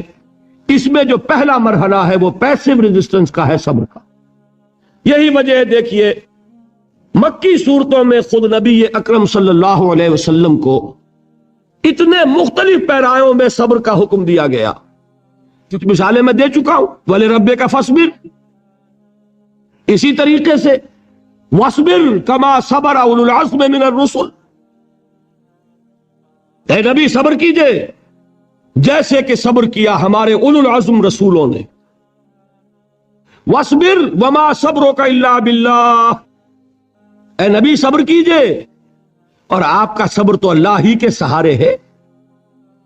وَاصْبِرْ لِحُكْمِ رَبِّكَ، یہ سورہ نون جس کی ابتدائی آیات میں نے آپ کو سنائی، نون والقلم وما یسطرون ما انت بنعمت ربک بمجنون، اس کا اختتام کیا ہوتا ہے؟ وَاصْبِرْ لِحُكْمِ رَبِّكَ وَلَا تَكُنْ كَصَاحِبِ الْحُوتِ إِذْ نَادَىٰ وَهُوَ مَكْظُومٌ، اے نبی صبر کیجئے اپنے رب کے فیصلے کا، انتظار کیجئے، اور اس مچھلی والے کے مانند نہ ہو جائیے۔ مچھلی والا کون؟ حضرت یونس علیہ السلام۔ مچھلی والے نے اپنے دینی حمیت اور غیرت جو تھی اس کی وجہ سے اللہ کے حکم کا انتظار نہیں کیا، اپنی قوم کو چھوڑ کر چل دیے۔ نبی کا، رسول کا یہ معاملہ ہوتا ہے، جیسے کہ آپ کو معلوم ہے کوئی افسر ہے کسی حکومت کا، وہ اپنی پلیس آف ڈیوٹی کو نہیں چھوڑ سکتا، he must stick to his place of duty۔ بڑے افسرز کے لیے تو یہ بہت بہت اہم بات ہے۔ تو اے رسول، جہاں آپ کو ہم نے تعینات کیا ہے آپ وہاں سے ہل نہیں سکتے کہ ذرا مخالفت ہوئی، لوگوں نے فقرے چست کیے اور آپ کہیں اور چل دیے، دفع ہوئے، یہ بات نہیں سننا چاہتے، میں کسی اور کو سناؤں گا، ہو سکتا ہے نا؟ ہم تو کرتے ہیں نا یہ، اس لیے کہ ہمیں تو اللہ نے کہیں تعینات تو نہیں کیا نا۔ اگر ایک جگہ کے لوگ بات نہیں سنتے، چلو بھائی ہم کہیں اور جائیں گے، وہاں بات سنائیں۔ لیکن رسول کا معاملہ ہوتا ہے جو اس کی پلیس آف اپائنٹمنٹ ہے، he cannot leave his place without the express permission of اللہ سبحانہ وتعالی۔ آپ نے یہ سنا ہوگا، سیرت کی تقاریر میں پڑھا ہوگا کہ مدینے کی طرف ہجرت کی اجازت حضور نے تمام صحابہ کو دے دی، خود منتظر رہے جب تک کہ اللہ کی طرف سے اجازت نہیں آ گئی۔ حضرت ابوبکر پوچھتے رہتے تھے حضور اجازت آ گئی کہ نہیں؟ نہیں ابھی نہیں آئی۔ حضور اذن آ گیا؟ نہیں آیا، ابھی نہیں آیا۔ حبشہ کی طرف سب کو بھیج دیا، اجازت دے دی جو جانا چاہے چلا جائے۔ حضور کی صاحبزادی جو حضرت عثمان کے نکاح میں تھی وہ بھی ہجرت کر رہی، لیکن حضور تو نہیں گئے۔ رسول نہیں چھوڑ سکتا اپنی جگہ کو، یہاں تک کہ تمام تقریباً صحابہ چلے گئے، حضور رہ گئے، حضرت ابوبکر رہ گئے، حضرت علی رہ گئے، اور حضرت ابوبکر پوچھ رہے ہیں بار بار اجازت آئی یا نہیں؟ نہیں ابھی نہیں آئی۔ حضرت عائشہ نے واقعہ بیان کیا کہ ایک روز اچانک دوپہر کے وقت ہم نے دیکھا کہ حضور نے اپنے پورے جسم کو ڈھانپا ہوا ہے، چہرے کو بھی کپڑے میں ڈھانکا ہوا ہے اور تشریف لا رہے ہیں۔ یہ اس میں تعجب کی بات یہ کہ عرب میں آج بھی آپ کو معلوم ہے کہ یہ چیز جو ہے ان کی روایات کے خلاف ہے کہ دوپہر کے وقت کوئی کسی سے ملنے جائے۔ یہ وقت جو ہے قیلولے کا ہے، آرام کا ہے۔ آج کل وہ عصر اور ظہر کے مابین کا وقفہ، تو ٹھیک دوپہر کے وقت تشریف لائے حضور۔ آپ نے آ کے حضرت ابوبکر سے فرمایا کہ اجازت آ گئی ہے۔ اس میں ایک قصہ تھوڑا سا اور بتا دوں، بہت دلچسپ ہے اور بہت ہمارے لیے سبق آموز ہے۔ حضرت ابوبکر نے بہت خوش ہو کر ایک بات کہی، حضور میں نے 2 اونٹنیاں تیار کی ہوئی ہیں۔ یعنی اب آپ وہ تو سوچتے تھے نا شاباش ملے گی کہ میں نے تیاری کی ہوئی ہے، میں نے 2 اونٹنیوں کو خوب کھلا پلا کے فربا کیا ہوا ہے، بڑی توانا ہے تاکہ ہم تیزی کے ساتھ سفر کر سکیں۔ حضور نے توقف کیا، فرمایا ہاں ٹھیک ہے، 1 اونٹنی میں استعمال کروں گا لیکن میں اس کی قیمت ادا کروں گا۔ حضرت ابوبکر کی آنکھوں میں آنسو آ گئے، روتے ہوئے کہا حضور مجھ سے یہ مغایرت، کیا یہ جان اور مال کسی اور کے لیے ہے؟ آپ مجھ سے بھی کہہ رہے ہیں میری اونٹنی جو ہے وہ بھی بلا معاوضہ آپ قبول نہیں فرما رہے. یہ ہے محمد الرسول اللہ کی غیرت اور حمیت کا مطلب. ہمارا معاملہ جو ہے دین کی دعوت و تبلیغ کے اعتبار سے بالکل کچھ مختلف بنا ہوا ہے. اسی لیے وہ عزت نہیں، وہ وقار نہیں. یہاں یہ حال ہے کہ حضور کے خسر ہیں، جان نثار ہیں، یار غار ہیں، سب کچھ ہیں، لیکن وہاں بھی یہ معاملہ ہے کہ ٹھیک ہے اونٹنی کی میں قیمت ادا کر. بہرحال میں جو عرض کر رہا تھا وہ یہ ہے کہ چونکہ رسول کو اجازت نہیں تو فرمایا گیا وَاصْبِرْ لِحُکْمِ رَبِّكَ وَلَا تَكُنْ كَصَاحِبِ الْحُوتِ. دیکھنا وہ جو یونس علیہ السلام جو انہوں نے کیا تھا اجازت آئے بغیر، وہ اپنی قوم کو چھوڑ کر کسی اور وجہ سے نہیں گئے تھے دین کی حمیت اور غیرت کی وجہ سے. کہ یہ بدبخت بات سننے کو تیار نہیں ہے تو دفع ہو، میں کہیں اور جا کر اللہ کی بات کہیں سناؤں گا، لیکن اجازت کے بغیر نہیں جا سکتے. یہی وجہ ہے کہ پکڑ ہوئی، گرفت ہوئی اور مچھلی کے پیٹ میں رہے. وہاں وہ لا الہ الا انت سبحانک انی کنت من الظالمین، اور وہاں سے پھر اللہ تعالیٰ نے نجات دی، مچھلی نے انہیں اگل دیا ساحل کے اوپر. یہ ایک لمبی بات ہے. تو یہاں حضور سے کیا کہا گیا؟ صبر کی. اب دیکھیے ایک بات عجیب ہے، یہ ربط اپنے ذہن میں رکھیے. اللہ تو صبر کی تلقین کر رہا ہے اپنے رسول کو، اور رسول یہی تلقین کر رہے ہیں اپنے صحابہ کو. صبر کرو، جھیلو، برداشت کرو، ہاتھ مت اٹھانا، کوئی جوابی کارروائی نہیں ہوگی، بلکہ اپنے اوپر جھیلو جو کچھ جھیلنا ہے، ڈٹے رہو، پیچھے مت ہٹنا، یہ صبر ہے. لیکن ہاتھ اٹھانے کی اجازت نہیں. چنانچہ اب ذرا چشم تصور سے دیکھیے، ابو جہل اس نے جو بدترین روش اختیار کی، وہ ایک خاندان تھا حضرت یاسر، ان کی اہلیہ حضرت سمیہ، اور ان کے فرزند حضرت عمار رضی اللہ تعالی عنہم. یہ غلام نہیں تھے. حضرت سمیہ تو کنیز تھیں، لیکن یاسر غلام نہیں تھے. ان کی کہانی یہ ہے، واقعہ یہ ہے کہ یہ بہت نیک آدمی تھے. یاسر یمن کے باشندے. انہیں کو خواب میں بشارت ہوئی کہ نبی کا ظہور ہونے والا ہے مکے میں، جاؤ شاید ان کے قدموں تک پہنچ جاؤ. جیسے حضرت سلمان فارسی کی بات میں نے آپ کو بتائی، وہ تو خواب کی بشارت نہیں تھی، وہ ان کے غور و فکر کا معاملہ تھا. انہوں نے وہ جو آگ کی پوجا پاٹ ہے اس کو چھوڑا اور سفر کیا، اور پھر انہیں خبر دی ایک راہب نے کہ کھجوروں کی سرزمین میں آخری نبی کا ظہور ہونے والا ہے، جاؤ شاید قسمت یابری کرے. انہیں خواب آیا تھا. یہ یمن سے ترک وطن کر کے مکے آ گئے. ابو جہل کا ایک چچا تھا، بہت شریف النفس انسان، اس کے ساتھ معاہدہ کیا حلیف بن کر، اور وہ مکے میں رہنے لگے. اس لیے کہ یہ نوٹ کر لیجئے، مکہ اس وقت ایک قبیلے کا شہر تھا، صرف قریش. یا قرشی رہ سکتا تھا وہاں، یا قرشی کا حلیف. اگر کسی کے ساتھ اس کی، جیسے آپ کو معلوم ہے یہاں کاروبار وغیرہ کرنے میں سعودی عرب میں شراکت جو ہے وہ کسی لوکل سعودی کے ساتھ ہوگی تو آپ کر سکتے، وہ کفیل ہے، ورنہ آپ کچھ نہیں کر سکتے. اسی طرح کی بات وہاں تھی کہ اگر تو کسی قرشی نے آپ کو امان دی ہوئی ہے تو آپ رہ سکتے مکے میں، ورنہ نہیں. یا تیسرے قرشی کا غلام، غلام تو ملکیت ہی ہے اس کی، جیسے بھیڑ بکری ہے کسی قرشی کی، اسی طرح اس کے غلام ہے. یہ تین کیٹیگریز تھی انسانوں کی مکے میں. اسی کو نوٹ کیجئے کہ جو بیچارے غلام تھے وہ سب سے زیادہ ستائے گئے، اس لیے کہ غلاموں کے تو حقوق ہی کوئی نہیں تھے. ان کو تو اگر کوئی شخص اپنے غلام کو ذبح کر دیتا تھا تو ابھی کوئی پوچھنے والا نہیں. بالکل ایسے ہی ہے نا، آپ کی بکری آپ نے ذبح کی، گوشت کھا لیا، کوئی آپ سے کوئی پوچھ سکتا؟ جب ملکیت ہے، آپ کی بکری آپ کی تھی، آپ نے ذبح کر دی. غلام آپ کی ملکیت تھا، آپ نے ختم کر دیا. کوئی اس میں جرم نہیں، کوئی باس پرس نہیں. یہ تھا حال غلاموں کا. بلال غلام تھے، ابو فقی غلام تھے، زنیرہ ایک کنیز تھی. ان کو جو ماریں پڑی ہیں اس کا آپ کو معلوم ہے. حضرت بلال کے ساتھ جو کچھ امیہ ابن خلف نے کیا، کہ جس طریقے سے کہ حیوانوں کی لاشیں جو ہے کھینچ کر گھسیٹ کر لے جائی جاتی ہیں، ان کی گردن میں رسی ڈال کر گھسیٹتے، اسی طریقے سے حضرت بلال کے گردن میں رسی ڈال کر ٹھیک دوپہر کے وقت مکے کی سنگلاخ گلیوں کے اندر گھسیٹا جاتا.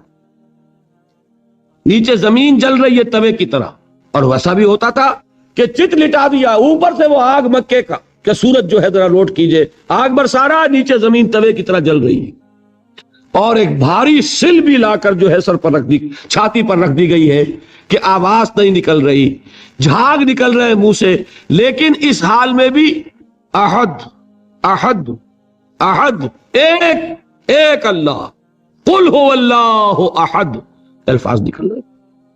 یہ ہے وہ صبر, یہ ہے وہ صبر, صبر علی الابتلاء, صبر علی الایذاء. یہ ابتلاء اور ایذاء پر صبر ہے. جھیلو, برداشت کرو, اس توحید پر قائم رہو, محمد کی رسالت کے اقرار کرتے رہو صلی اللہ علیہ وسلم, لیکن ہاتھ نہیں اٹھانا. اب میں آپ کو بتا رہا تھا یہ تو غلام تھے, یہ جو تھے یاسر یہ حلیف تھے, غلام تو نہیں تھے نا. البتہ وہ ابو جہل کے چچا کی کنیز تھی یہ سمیہ, انہوں نے اجازت لے کر ان سے نکاح کر لیا, یہ تو کنیز رہیں گی. بیٹا جو ہوا وہ بھی ایک طرح سے جب کنیز زیادہ ہے تو غلام ہو گیا, عمار ابن یاسر. وہ جو شخص تھا بہت شریف النفس ابو جہل کا چچا, وہ مر گیا. اب ابو جہل جو ہے اس خاندان کا سربراہ ہے, لہذا یہ تینوں جو افراد ہیں وہ اس کے رحم و کرم پر ہیں. یاسر کو بھی پروٹیکشن اگر ہے تو ابو جہل کی ہے, ابو جہل جو چاہے کرے, اور سمیہ تو کنیز ہے ہی, اس کا تو کوئی حق ہے ہی نہیں, جو چاہے کرے, اور عمار ان دونوں کا بیٹا ہے. لہذا بدترین معاملہ کیا ابو جہل نے ان تین افراد کے ساتھ. حضرت سمیہ کے ساتھ جو کچھ کیا گیا ہے آپ اس کا تصور نہیں کر سکتے. بالآخر جو شہید کیا ہے حضرت سمیہ کو, ایذائیں دے دے کے, سسکا سسکا کے, ان کے جسم کے نازک حصوں کو جلا کے, داغ دے کر. کہتا کیا تھا, ایک دفعہ کہہ دو کہ میرا جو یہ بت ہے یہ بھی الہ ہے, مان لو میں چھوڑ دوں گا. تنگ آ گیا, کسی طریقے سے ایک دفعہ کہہ دو پھر میں چھوڑ دوں گا.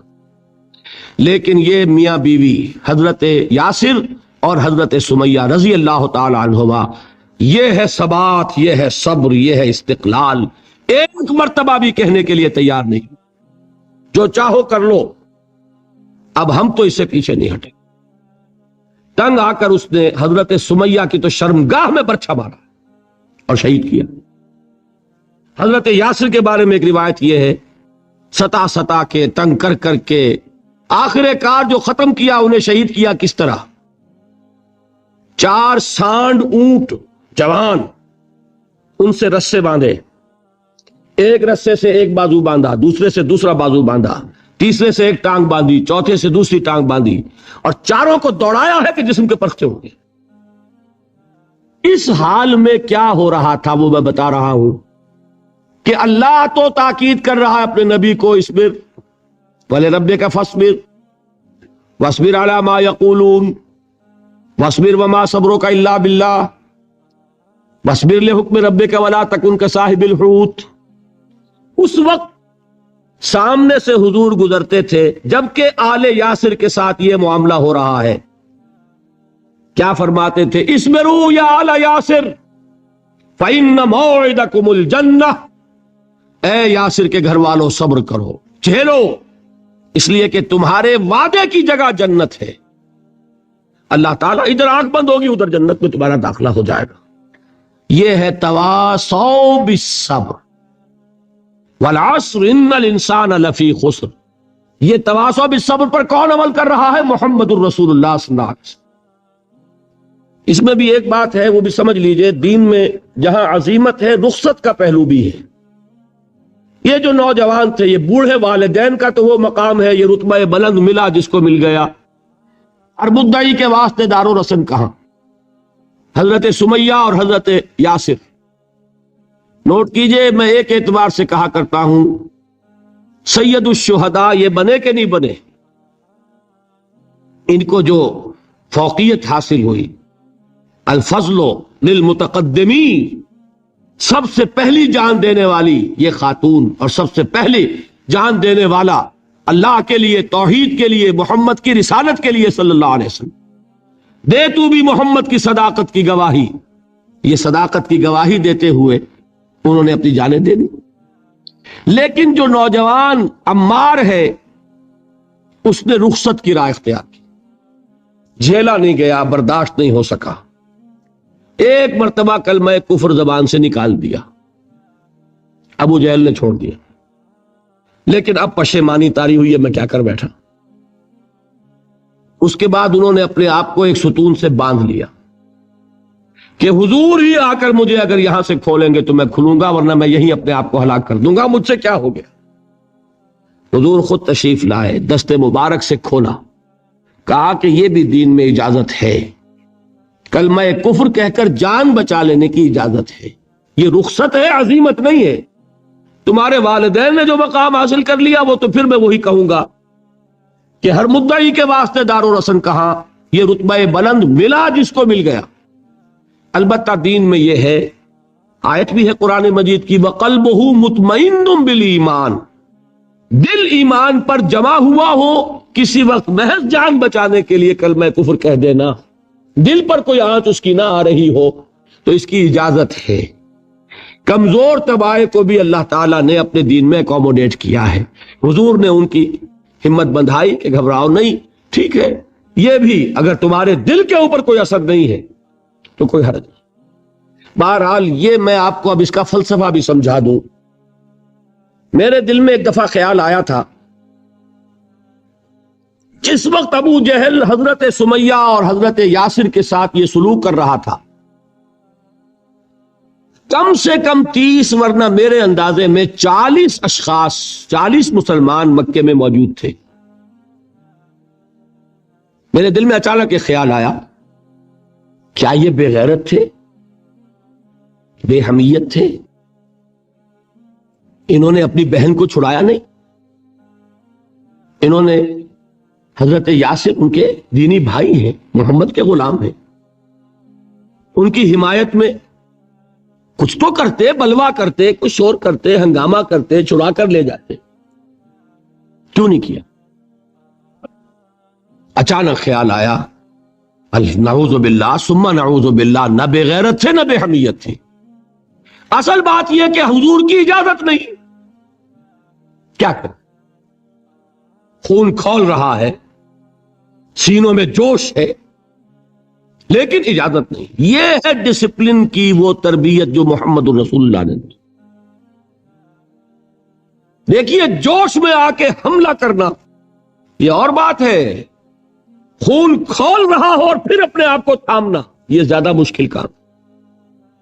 جب خون کھولتا ہے آدمی جو جان کی پرواہ نہیں ہوتی۔ بدر میں جو ہوا ایک واقعہ ایک دفعہ سن کر جھرجھری آتی ہے، لیکن واقعہ یہ ہے کہ جب جنگ کی حالت میں اشتعال ہوتا ہے اور خون کھول رہا ہوتا ہے وہ چیزیں آسان ہوتی ہیں۔ وہ جو 2 ٹین ایجرز تھے، نوجوان، جنہوں نے ابو جہل کو ہلاک کیا ہے، حضرت معاذ اور حضرت معوذ، انصاری 2 نوجوان، ان میں سے ایک کا واقعہ آتا ہے کہ ان کے ایک شانے کے اوپر تلوار کا وار پڑا، پورا شانہ کٹ گیا، بازو علیحدہ ہو گیا تقریباً، لیکن کوئی ایک تسمہ لگا رہ گیا، کوئی ایک ٹینڈن ہوگا، وہ جو ہوتا ہے سخت سا سفید سا، وہ کوئی لگا ہوا ہے، انہیں پرواہ نہیں ہے، وہ دوسرے ہاتھ سے لڑ رہے ہیں، لیکن یہ ہاتھ جو ہے یہ اب چونکہ قابو میں تو ہے نہیں، کنٹرول میں نہیں، مسلز کٹ چکے، تو یہ رکاوٹ بن رہا ہے۔ ان کے بارے میں آتا ہے اس ہاتھ کو اپنے پاؤں کے نیچے دبایا اور کھینچا اور پھینک دیا کہ یہ اس وقت میرے اس راستے میں رکاوٹ بن رہا ہے، جسم کا حصہ میرا۔ تو یہ بات بھی میرے نزدیک اتنی مشکل نہیں ہے جتنی مشکل یہ ہے کہ خون کھول رہا ہو لیکن چونکہ اجازت نہیں ہے لہذا کوئی اقدام نہ کیا۔ یہ زیادہ کڑا امتحان ہے، یہ زیادہ سخت مشکل ہے، اور اس کی تربیت دی محمد رسول اللہ نے۔ ویسے میں نے 12 برس کہا ہے لیکن 8 برس کہنا چاہیے، اس لیے کہ مکی دور کے 12 سالوں میں سے 4 سال جو ہیں وہ صرف زبانی کلامی ایذا تھی، اور اس کا بھی ہدف تھے صرف حضور۔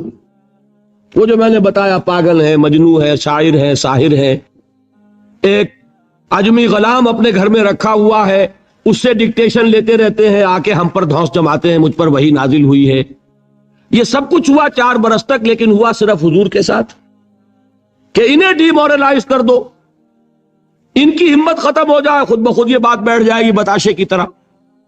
لیکن جب انہوں نے دیکھا کہ نہ محمد بدل ہوئے صلی اللہ علیہ وسلم، نہ ان کے ساتھی بدل ہوئے، یہ تو دعوت پھیل رہی ہے، ہمارے نوجوان جو ہے اب ان کے حلقے میں شامل ہو رہے ہیں، ہمارے اپنے لگتے جگر، ہمارے اپنے چشم و چراغ، کون تھے مصعب بن عمیر، کون تھے عثمان غنی، کون تھے سعد بن ابی وقاص، قریش کے اعلیٰ گھرانوں کے چشم و چراغ نوجوان، وہ آ رہے ہیں محمد کے ہاتھ پر بیعت کر رہے ہیں، اسلام لا رہے ہیں صلی اللہ علیہ وسلم۔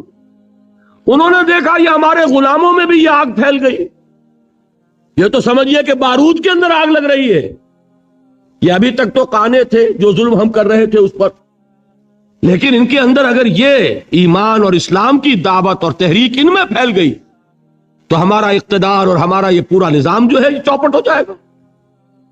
یہ ہے وہ چیز جو میں نے کل آپ کو اقبال کا مصرع پڑھا سنایا تھا کہ نظام کہنا کے پاس بانو یہ مارز انقلاب میں ہے، beware of the revolution that is coming، لہذا اپنی پوری قوتوں کو جمع کرو اور کچل دو انہیں، مارو انہیں۔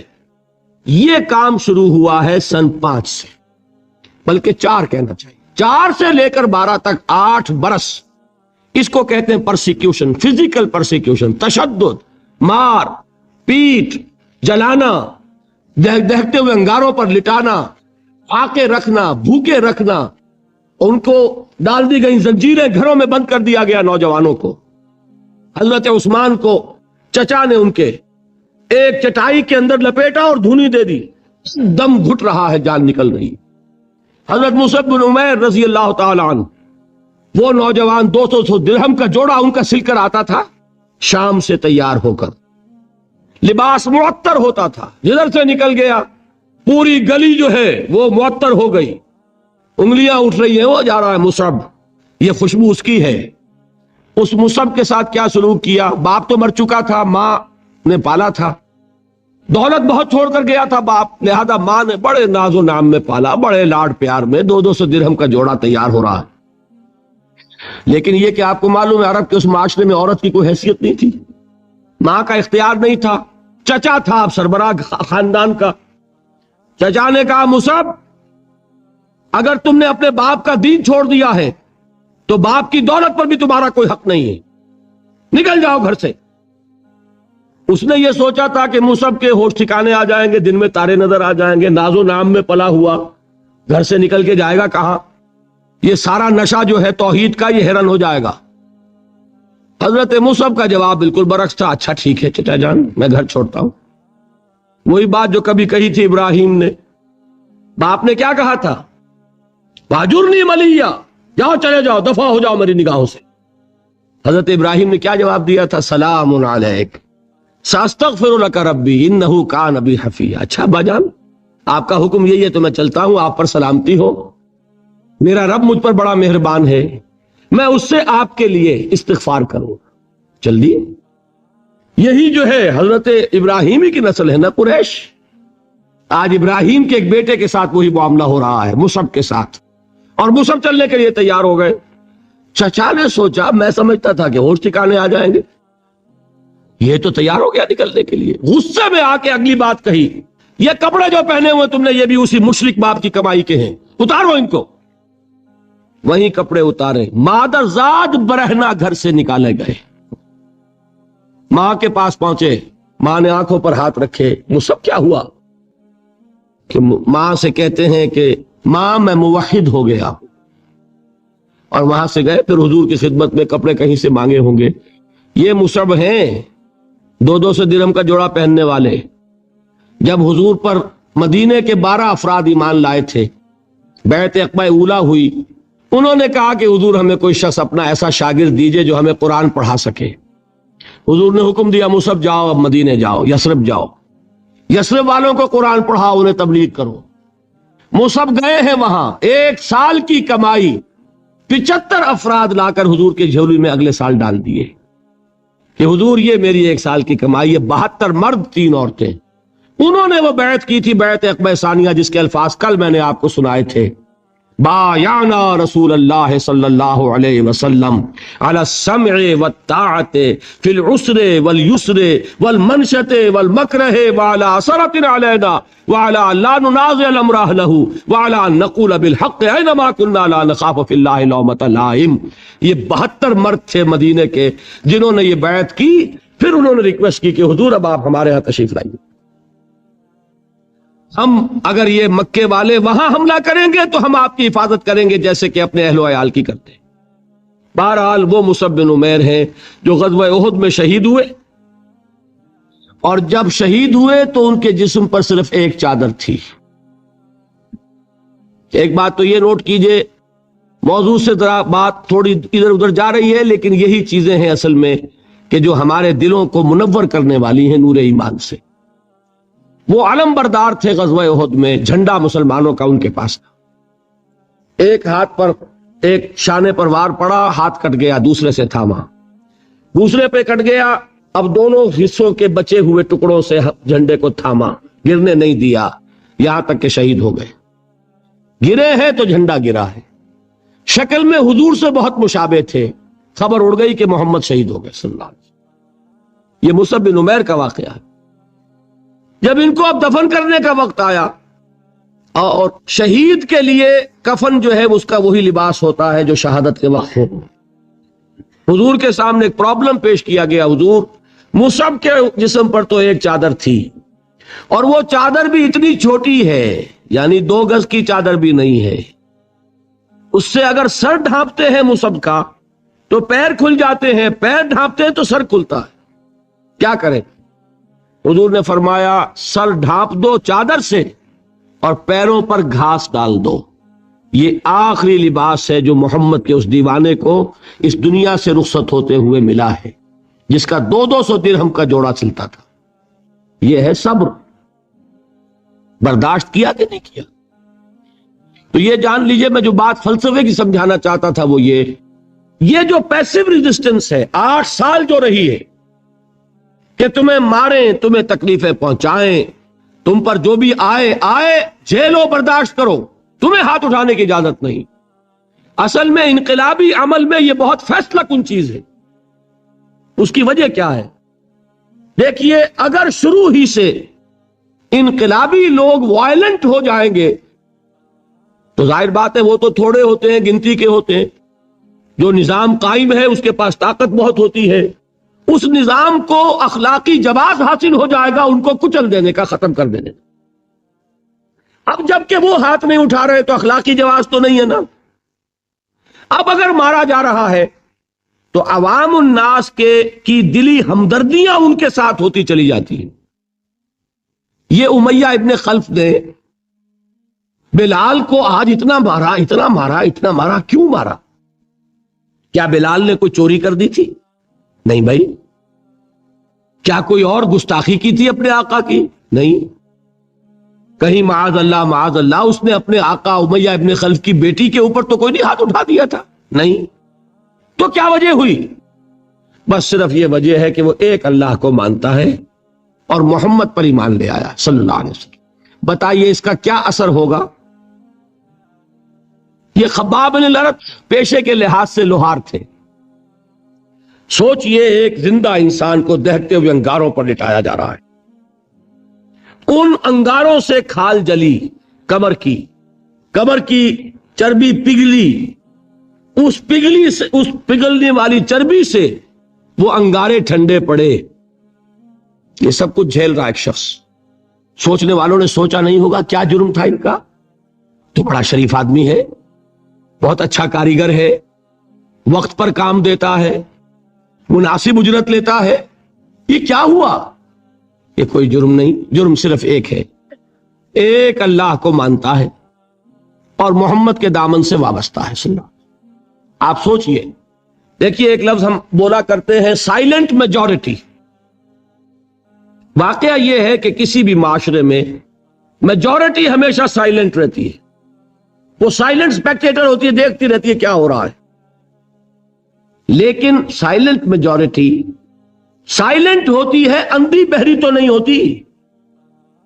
دیکھتی تو ہے کہ کیا ہو رہا ہے، سن تو رہی ہے کہ کیا چرچے ہیں۔ اب جب وہ دیکھتے ہیں کہ کچھ شریف لوگ ہیں، بڑے ہی اعلی اخلاق والے لوگ ہیں، ان پر تشدد ہو رہا ہے، انہیں مارا جا رہا ہے، انہیں ستایا جا رہا ہے، ان پر کوڑے برس رہے ہیں، انہیں دیکھتے ہوئے انگاروں پر لٹایا جا رہا ہے، ان کا کوئی جرم نہیں، کوئی ان کی خطا نہیں سوائے اس کے کہ ایک اللہ کو مانتے ہیں، انہوں نے کسی کو نقصان نہیں پہنچایا، انہوں نے کسی کا بال بیکا نہیں کیا، انہوں نے کسی پر دست درازی نہیں کی، وہ تو دعائیں دے رہے ہیں انہوں نے۔ اس کا نتیجہ کیا نکلتا ہے؟ اندر ہی اندر سائلنٹ میجورٹی کنورٹ ہوتی ہے۔ وہ جرات تو نہیں ہوتی کہ برملا اعلان کریں، لیکن دل ان کے بدل رہے ہیں۔ اور آپ کو معلوم ہے ایک مصرع بڑا پیارا ہے، جو دلوں کو فتح کر لے وہی فاتح زمانہ۔ یہ دل فتح ہو رہے تھے اس وقت، یہ 8 برس میں محمد صلی اللہ علیہ وسلم قریش کے دل فتح، چاہے وہ ایمان نہیں لائے، لیکن اندر سے انہیں نظر آ رہا تھا کہ کون کیا ہے۔ یہ ہے پیسو ریزسٹنس، یہ ہے صبر محض۔ انقلابی عمل میں، اقامت دین کی جد و جہد میں پہلا مرحلہ یہ ہے صبر کا۔ دوسرا مرحلہ کیا ہے؟ جب اتنی قوت ہو گئی کہ اب آپ کو اندازہ ہے کہ اب آپ اس باطل نظام کے خلاف اقدام کر سکتے ہیں۔ دیکھیے ریولوشنری پروسیس کسے کہتے ہیں؟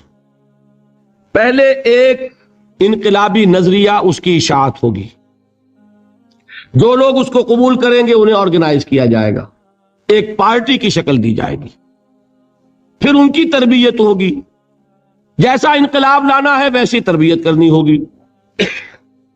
اب ٹکراؤ ہوگا اس باطل نظام کے ساتھ، غلط نظام کے ساتھ۔ اس ٹکراؤ کا پہلا مرحلہ یہ ہے، جب تک اتنی تعداد آپ کے پاس نہ ہو کہ آپ فیصلہ کن اقدام کر سکیں، اس وقت تک دعوت ہی دینی ہے، لوگوں کی تعداد اپنے اندر شامل کرنی ہے، اپنی قوت بڑھانی ہے، اپنی تربیت کرنی ہے، اپنی اصلاح کرنی ہے، اور صبر کرنا ہے، ریٹیلیٹ نہیں کرنا، اقدام نہیں کرنا، جوابی کارروائی نہیں کرنی۔ یہ کام ہے جو 12 برس میں مکے میں مکمل ہو گیا۔ اب کیا ہوا؟ ایک تعداد اب ہے حضور کے جانثاروں کی۔ یہ تعداد کیسے لوگوں کی ہے؟ ڈیووٹڈ، ڈیڈیکیٹڈ، اپنی زندگیاں وقف کیے ہوئے لوگ، ہر طرح کے امتحان سے گزر چکے، بھٹیوں میں سے نکل چکے، تربیت ہو چکی، منظم ایسے ہیں کہ جو حضور کا حکم ہے اس پر عمل پیرا ہے۔ سم و طاعت، سنو اور اطاعت کرو، جس کا میں عرض کر چکا ہوں، اس سے بڑا کٹھن معاملہ نہیں ہو سکتا کہ تمہیں دہتے ہوئے انگاروں پر لٹا دیا جائے، تمہیں ہاتھ اٹھانے کی اجازت نہیں ہے۔ اس پر بھی پورے اترے صحابہ کرام، کسی نے ریٹیلیٹ نہیں کیا۔ اب معلوم ہوا، اور اللہ نے ایک جگہ عطا فرما دی مدینہ منورہ، کہ وہاں حضور کو تمکن عطا فرما دیا، بیس مل گیا اب انقلابی عمل میں اقدام کا۔ بیس بھی ہے مدینہ، طاقت بھی ہے صحابہ کرام کی۔ اب اقدام ہوا۔ اقدام کیا تھا؟ نبی اکرم صلی اللہ علیہ وسلم نے مدینے پہنچنے کے بعد، اور یہ نوٹ کر لیجئے، سورہ حج کی ایک آیت ہے، اذن للذین یقاتلون بانہم ظلموا وان اللہ علی نصرہم لقدیر۔ آج سے اجازت دی جا رہی ہے ان لوگوں کو جن پر ظلم و ستم کے پہاڑ توڑے گئے۔ ابھی تک حکم تھا ہاتھ بندے رکھو، آج سے ہاتھ کھول دیے گئے۔ یو کین ریٹیلیٹ، تم بدلہ لے سکتے ہو، جوابی کارروائی کر سکتے ہو۔ یہ آیت نازل ہوئی، حضرت عبداللہ ابن عباس کی یہ رائے ہے کہ یہ آیت نازل ہوئی ہے دوران سفر ہجرت، جب حضور مکے سے مدینے تشریف لے جا رہے تھے، یہ آیت نازل۔ یہ گویا کہ ٹرننگ پوائنٹ ہے کہ اب تک تو تمہیں حکم یہ تھا کہ چاہے تمہارے جسم کے ٹکڑے اڑا دیے جائیں، تم کوئی جوابی کارروائی نہیں کر سکتے۔ اب وہ حکم بدل گیا، اب تم اقدام کرو، جوابی کارروائی کرو۔ حضور نے کیا کیا اس کو سمجھ لیجئے، یہ سیرت کا بہت اہم باب ہے۔ اور نگلیکٹڈ ہے، توجہ نہیں ہوئی اس پر۔ واقعات موجود ہیں سیرت کی کتابوں میں، ان واقعات کی اہمیت کیا ہے، ان سے کیا نتیجہ نکلتا ہے، اس پر زیادہ توجہ نہیں ہوئی۔ حضور نے مدینے پہنچ کر 6 مہینے تو کوئی اقدام نہیں کیا، اپنی پوزیشن کو کنسولیڈیٹ کیا۔ 3 اہم کام کیے: مسجد نبوی کی تعمیر کے ایک مرکز وجود میں آ جائے، وہی اب آپ کی تربیت گاہ ہے، وہی خانقاہ ہے، وہی گورنمنٹ ہاؤس ہے، وہی درسگاہ ہے، اصحاب صفہ ہے، حضور صلی اللہ علیہ وسلم ہے، نماز با جماعت ہے، خطبہ جمعہ ہے، تو خانقاہ بھی وہی، تربیت گاہ بھی وہی، درسگاہ بھی وہی، گورنمنٹ ہاؤس بھی وہی۔ دوسرا کام کیا کیا؟ جو یہودی قبائل تھے ان کو جکڑ لیا، معاہدوں میں معاہدے کر لیے، تاکہ مدینے کے ڈیفنس کے لیے جوائنٹ ڈیفنس، اگر مدینے پر حملہ ہوگا طے ہو گیا کہ مل جل کر ڈیفینڈ کریں گے۔ یہ ایک بہت بڑا اقدام ہے۔ یہ تو آپ جو مستشرقین ہیں ان کی اگر کتابیں پڑھیں، Muhammad at Mecca, Muhammad at Medina by Montgomery Watt, تو آپ کو پتا چلے گا کہ کیا کیا تعریفیں لوگوں نے کی ہے کہ یہ کس قدر اہم اقدام تھا اور کتنی دور بینی اور پیش بندی کا معاملہ کیا تھا محمد رسول اللہ نے۔ تیسرا کام کیا کیا؟ مواخات مہاجرین اور انصار کو جوڑ کر ایک وحدت بنانا۔ آپ کو معلوم ہے اس کی تاریخ میں کوئی مثال نہیں ہے۔ ایک انصاری ایک مہاجر بھائی ہو گئے تو لوگوں نے گھر تقسیم کر دیے، دکانیں تقسیم کر دی، کاروبار بانٹ دیے، یہاں تک واقعہ ملتا ہے کہ ایک انصاری صحابی اپنے مہاجر بھائی کو گھر لے گئے، فرمایا یہ میری 2 بیویاں ہیں، ان میں سے جو تمہیں پسند ہو اشارہ کر دو، میں ابھی طلاق دے دوں گا تاکہ تم ان سے شادی کر لو۔ میں یہ برداشت کرنے کو تیار نہیں کہ میرے گھر میں 2 بیویاں ہوں اور میرے بھائی کا گھر جو ہے وہ آباد نہیں۔ کوئی مغالطہ آپ کو نہ ہو جائے، کوئی غلط دلیل اس سے آپ نہ لیں۔ اس وقت تک پردے کا حکم نہیں آیا تھا، پردے کا حکم بعد میں آیا، وہ سن 5 میں آیا، 6 میں آیا، سورہ نور میں، سورہ احزاب میں۔ یہ تو 5 اور 6 کی صورتیں ہیں، یہ واقعہ ہو رہا ہے سن 1 ہجری میں، تو ابھی پردے کا حکم تھا نہیں، پردہ اس معاشرے میں تھا نہیں۔ گھر لے گئے سیدھے، یہ 2 بیویاں ہیں اور ان میں بھی چوائس تمہارا، جو تم پسند کرو۔ یہ 3 کام ہے انٹرنل کنسولیڈیشن، اور اس کے بعد آپ نے اب چھاپا مار دستے بھیجنے شروع کر دی۔ مکے کے خلاف اقدام، وہ اقدام کیا ہے؟ جدید اصطلاح میں بات سمجھا دوں گا۔ 2 کام: political isolation of Quraysh and economic blockade of Mecca. حضور تشریف لے گئے، ایک قبیلے سے آپ نے معاہدہ کر لیا، وہ قبیلہ یا تو پہلے حلیف تھا قریش کا، اب حلیف ہو گیا محمد کا صلی اللہ علیہ وسلم۔ قریش کی آئسولیشن ہو رہی ہے اور حضور کی قوت بڑھ رہی ہے، یا یہ کہ ان کا بھی معاہدہ ہو گیا ان کا بھی ہو گیا تو نیوٹرل تو ہو گیا نا۔ یہ ہے پولیٹیکل آئسولیشن آف قریش۔ اور اکنامک بلاکیڈ کیا ہے؟ قریش کا کیا تھا ذریعہ معاش؟ تجارت۔ تجارتی قافلے کہاں جاتے تھے؟ شام، وہ راستہ گزرتا تھا بدر کے پاس سے، اور جاتے تھے یمن، وہ راستہ گزرتا تھا طائف ہو کر۔ حضور نے دونوں پر دستے بھیجنے شروع کر دیے۔ He proved his military presence on the caravan routes of Quraysh۔ بات سمجھ رہے؟ اور ایک جو اس میں خاص طور پہ لشکر بھیجا آپ نے، وہ نخلا بھیجا۔ نخلا ایک وادی ہے، آپ حضرات اگر کبھی گئے ہو تو مکے سے جب طائف کی طرف جاتے ہیں تو درمیان میں وادی آتی ہے، وادی نخلا۔ اب آپ اندازہ کیجئے کہاں مدینہ، وہاں سے ایک لشکر کیا، چھوٹا سا دستہ، 12 افراد، ایک چھوٹا سا چھاپا مار دستے تو ایسے ہی ہوتے ہیں چھوٹے، وہ لشکر تھوڑا ہی ہوتا ہے۔ حضرت عبداللہ ابن جہش اس کے کمانڈر، انہیں ایک سیلڈ لیٹر دیتے ہیں حضور، مہر لگا ہوا، کہ مدینے سے 2 دن کی مسافت پر باہر نکل کر پھر کھولنا اس کو، اور جو اس میں لکھا ہوا ہے انسٹرکشنز جو ہے کیری آؤٹ کرو. اتنی سیکریسی. جب وہ نکلے 2 دن کے فاصلے پہ باہر چلے گئے, کھولا لکھا ہے وادی نخلا میں قیام کرو اور وہاں جا کر قریش کی نقل و حرکت پر نگاہ رکھو اور ہمیں اطلاع دیتے رہو. اب یہ 300 میل کا سفر کر کے وہاں پہنچے ہیں. وہاں اتفاق سے ایک قافلہ قریش کا گزر رہا تھا, اس سے مٹ بھیڑ ہو گئی, مقابلہ ہوا. ایک آدمی قرشی جو ہے کافر مشرک, وہ ان کے ہاتھوں مارا گیا. 2 کو انہوں نے گرفتار کیا, باقی بھاگ گئے. تو جو مال غنیمت تھا وہ لے کر آ گئے. حضور ناراض ہوئے کہ میں نے تمہیں اس کا حکم نہیں دیا تھا, میں نے صرف یہ کہا تھا کہ وہاں قیام کر کے ہمیں انفارم کرتے.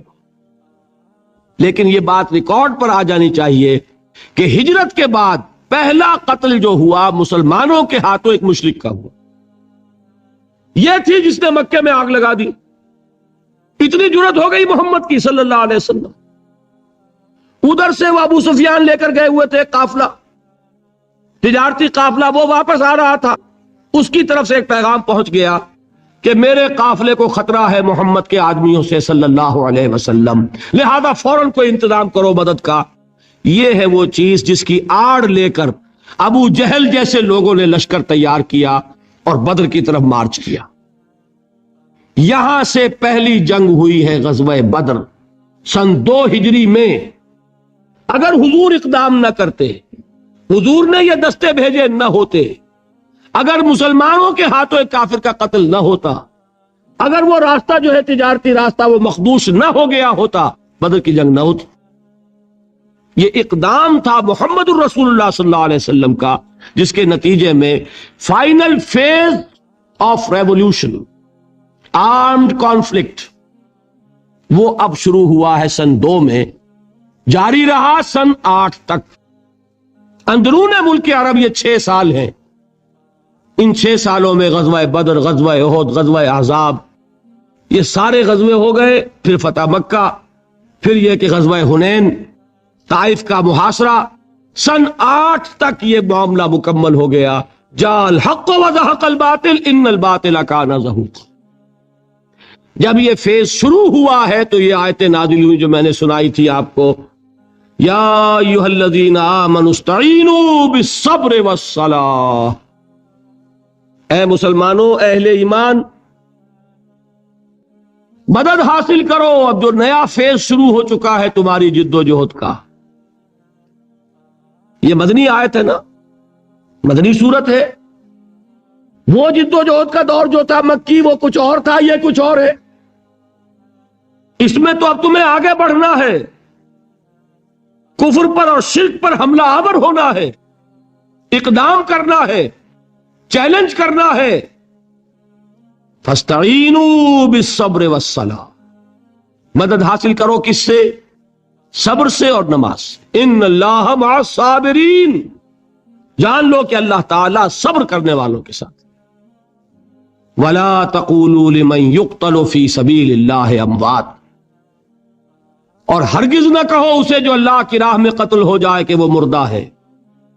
بل احیاء ولکن لا تشعرون. نہیں, وہ زندہ ہے لیکن تمہیں ان کا شعور نہیں ہے. اور سنیے, اب یہ آیت اہم ترین ہے صبر کے موضوع پر. وَلَنَبْلُوَنَّكُمْ بِشَيْءٍ مِّنَ الْخَوْفِ وَالْجُوعِ وَنَقْصٍ مِّنَ الْأَمْوَالِ وَالْأَنفُسِ وَالثَّمَرَاتِ وَبَشِّرِ الصَّابِرِينَ. اور دیکھو ہم تمہیں آزمائیں گے. وَلَنَبْلُوَنَّكُمْ, ہم لازماً آزمائیں گے تمہیں. بِشَيْءٍ مِّنَ الْخَوْفِ, خوف کی کیفیت طاری کر کے. والجوع, بھوک, فقر اور فاقہ. ونقص من الاموال, مالی نقصان. والانفس, جانی نقصان. والثمرات, اور ثمرات, پھلوں اور میووں کا نقصان. میرے نزدیک یہاں پر ثمرات کا مفہوم ایک اور بھی ہے.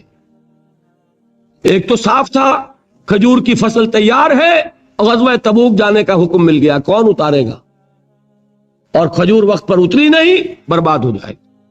یہ ہو رہا ہے نا میووں کا نقصان.